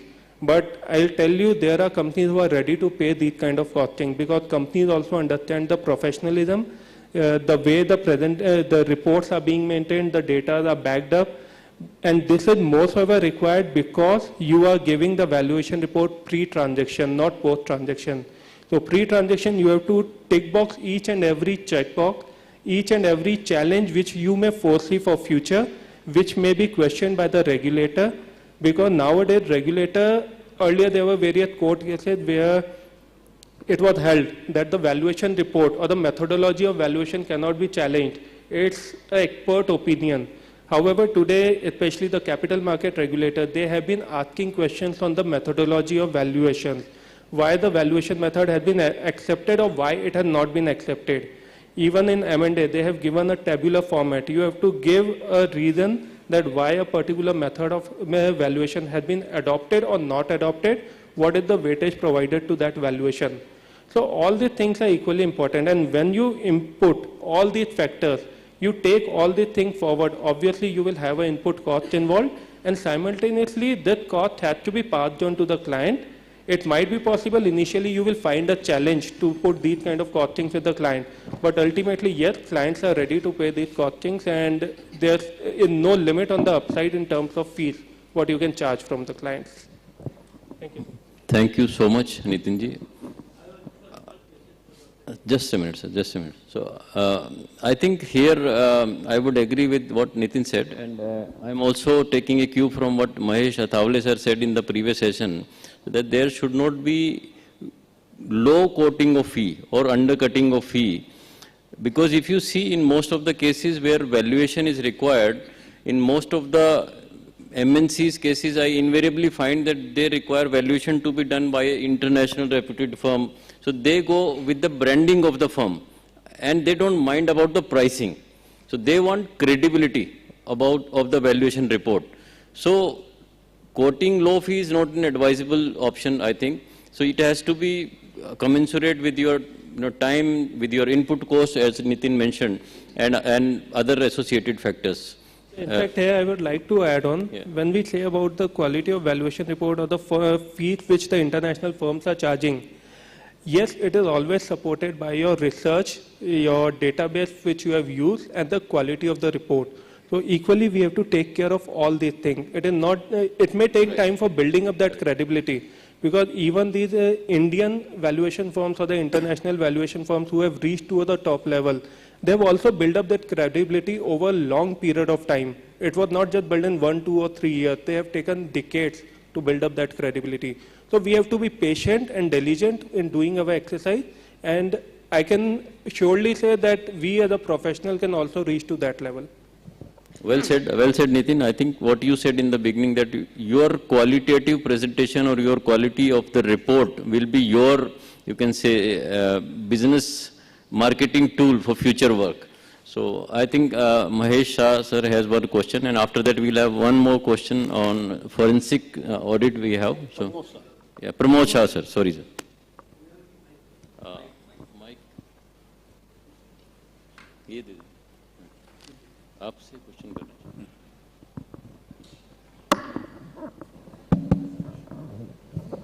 Good evening to everyone. I'm Pramod Shah, former Central Council member and chairman of WRC. This is a question to Dr. Jain. Sir, about the NCLT matters, I'm also appearing many times, but sir, the point is that they are taking IBC matters in a maximum way, with the result that the company law matters are always delayed and adjournments are coming for 2, 3, 4 months, The client shouts why matter is not attended properly by you. So what is your solution or suggestion to NCLT court to expedite the matters or put more members in the NCLT court so that the things can get expedited?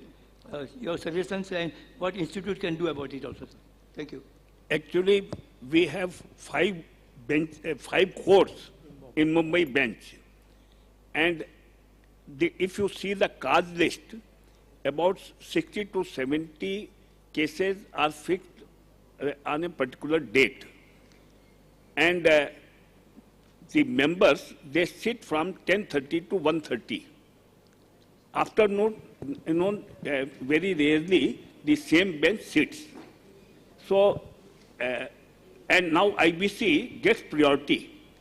So, there was, before 3-4 months, from my experience I can share you, if the application was filed, say in 2019, then you were asked whether you are prepared or not to finish the matter today itself. So the cases were expedited, but because the sheer number of cases, the matter doesn't reach. Supposing I am listed at 25 at serial number, but the bench will sit up to 1:30 and it has reached up to only 15. So this is happening. So what is required is that the court hours should increase. Unless that increases, the pendency will increase. So what you say is correct. Even I tell you from my experience, the cases which were heard 4 or 5 months back, orders have not been passed till date. And some members are now retiring. If they retire without passing the order, then the cases will again have to be reheard. And in amalgamation matter, which used to be very fast, now it has also taken, it also takes about 1.5 years to conclude. This is what is happening. So, first of all, if supposing members retire and new members also do not join, then also pendency will increase. So in IBC, the same thing is happening. Pendency is increasing, and the disposal rate has not been that fast, and new cases are being filed.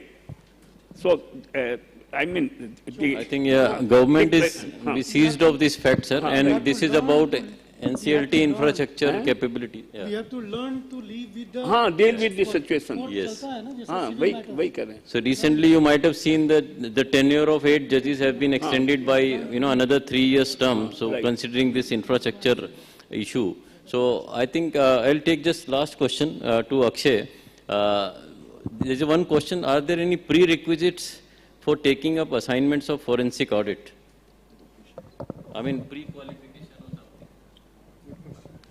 There are a couple of certifications that I have seen people taking up from ACFE, and the certification is CFE, but I have also seen professional program of company secretary has also one topic reserved on forensic audit. I think we are picking up skills and knowledge about the topic. It's just a matter of time when we actually start getting into the field and start exploring the area. There are qualifications, but that are not necessarily a mandate. Only the experience and an eye of a Kavi, the phrase which I mentioned, is something which could be a prerequisite. Thank you. So what Akshay says, I mean, जहाँ न पहुँचे रवि वहाँ पहुँचे कवि. So Ravi को दिनकर भी बोलते हैं. तो ये जहाँ न पहुँचे दिनकर वहाँ पहुँचे forensic auditor. So it's like that. So I think the issue was coming from maybe when you mentioned that SEBI has mandated forensic audit in certain cases. So who are eligible to take up those cases? Anyway, so thanks for your response. I think it is time to wind up the session. I have to request the coordinator for 1 minute because I want to say something to all the youngsters. So with his permission, I'll say that. Message आ गया sir हमारे पास conclude करने का. एक minute लूंगा आपकी permission से. जी. You know, the topic fixed is very good. CS a preferred choice. How to make it happen? Whatever technology you have, whatever processes you have, there is something unique which is required, and that is you yourself. So what I am trying to tell you is the mantra which I feel can be very relevant for all of us, including me. Physically strong and healthy, mentally alert and sensitive, and spiritually united. That is the way and goal of being a preferred professional. Thank you. Thank you so very much, sir. I think my sincere thanks to all the panelists. I think we have to wind up. We can take it on the sidelines once we are done with that. So we have to respect the timelines because we've been given this leeway of 10-15 minutes only. So we have exceeded that as well. So as all of you might have, sensed that there are enormous opportunities. Although we discussed only 3-4 areas, particularly arbitration, forensic, and valuation, and tribunals. Apart from that also, we are having many of our members practicing into various other areas like I can see POSH, IPR, PMLA, or cyber laws is another important area that has been coming up. And then sector-specific opportunities are immense. I mean, it is up to us, as rightly said by Rakesh Puriji, that it starts with us only. I personally, I am dealing with special economic zone related regulations matters, and I see that in that particular act, company secretaries recognize, only company secretaries recognize for all, self-certifications, attestations work, but then members have to take initiatives to exploit these areas. So I think there is no dearth of opportunities for practicing members. Only thing is that how far we can go, how far we can build our capacities, capabilities, and it depends on us only. With this, I'd like to conclude this session with again my profound thanks to all the panelists and to all of you. You've been sitting in such a big number. It is 7:20 in the evening, and then so many our members are connected online also. Thanks to them as well. So without any further addition, I am requesting the organizers to perform the Shaheed Ki Beti certification presentation, and then we wind up formally. So I request CS Chetan Patel ji to please come on the dais and present Angvastram and Planter to present Shaheed Ki Beti certificate to CS Nisar Ahmed ji.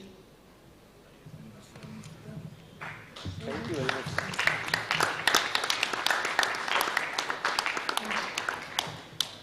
I request CS Rahul Sahasrabudra ji to please come on the dais and present Shaheed Ki Beti certificate to CS Nitin Somani ji.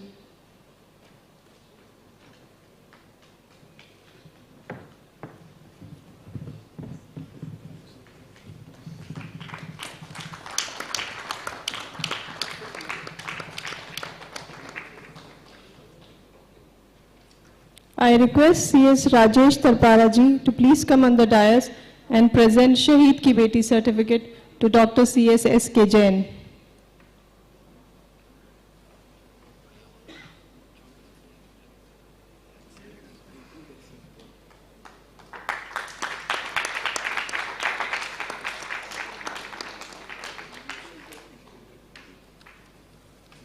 I request CS Ashish Karodia ji to please come on the dais and present Shaheed Ki Beti certificate to CS Rakesh Puri.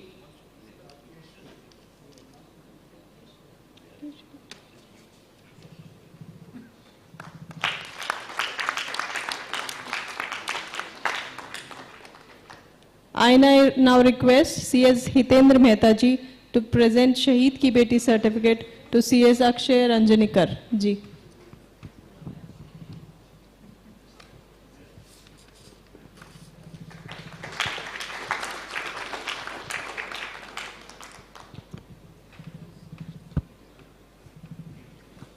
I think with this, we conclude this session. Thank you so much. Over to the organizers now. Thank you.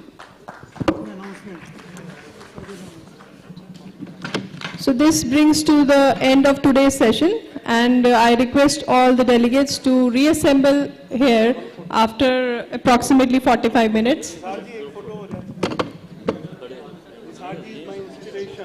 for the pleasant cultural evening for all of you.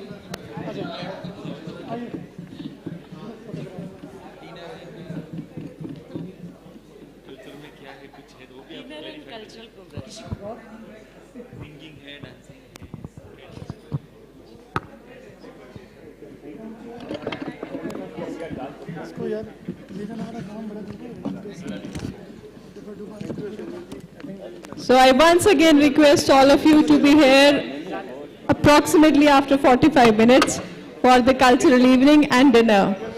We'll have dance and enjoyment tonight.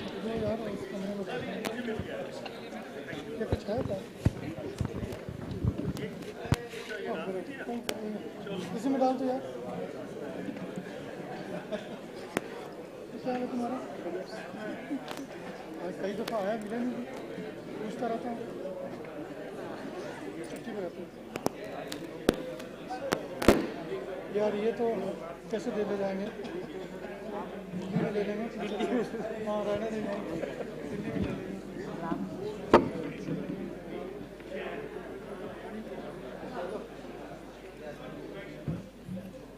हाँ जी सुन ठीक है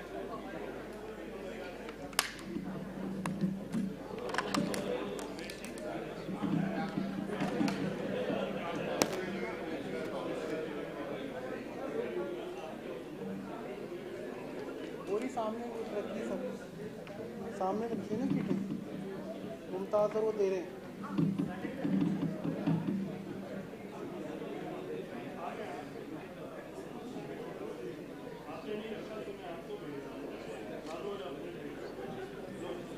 Thank you.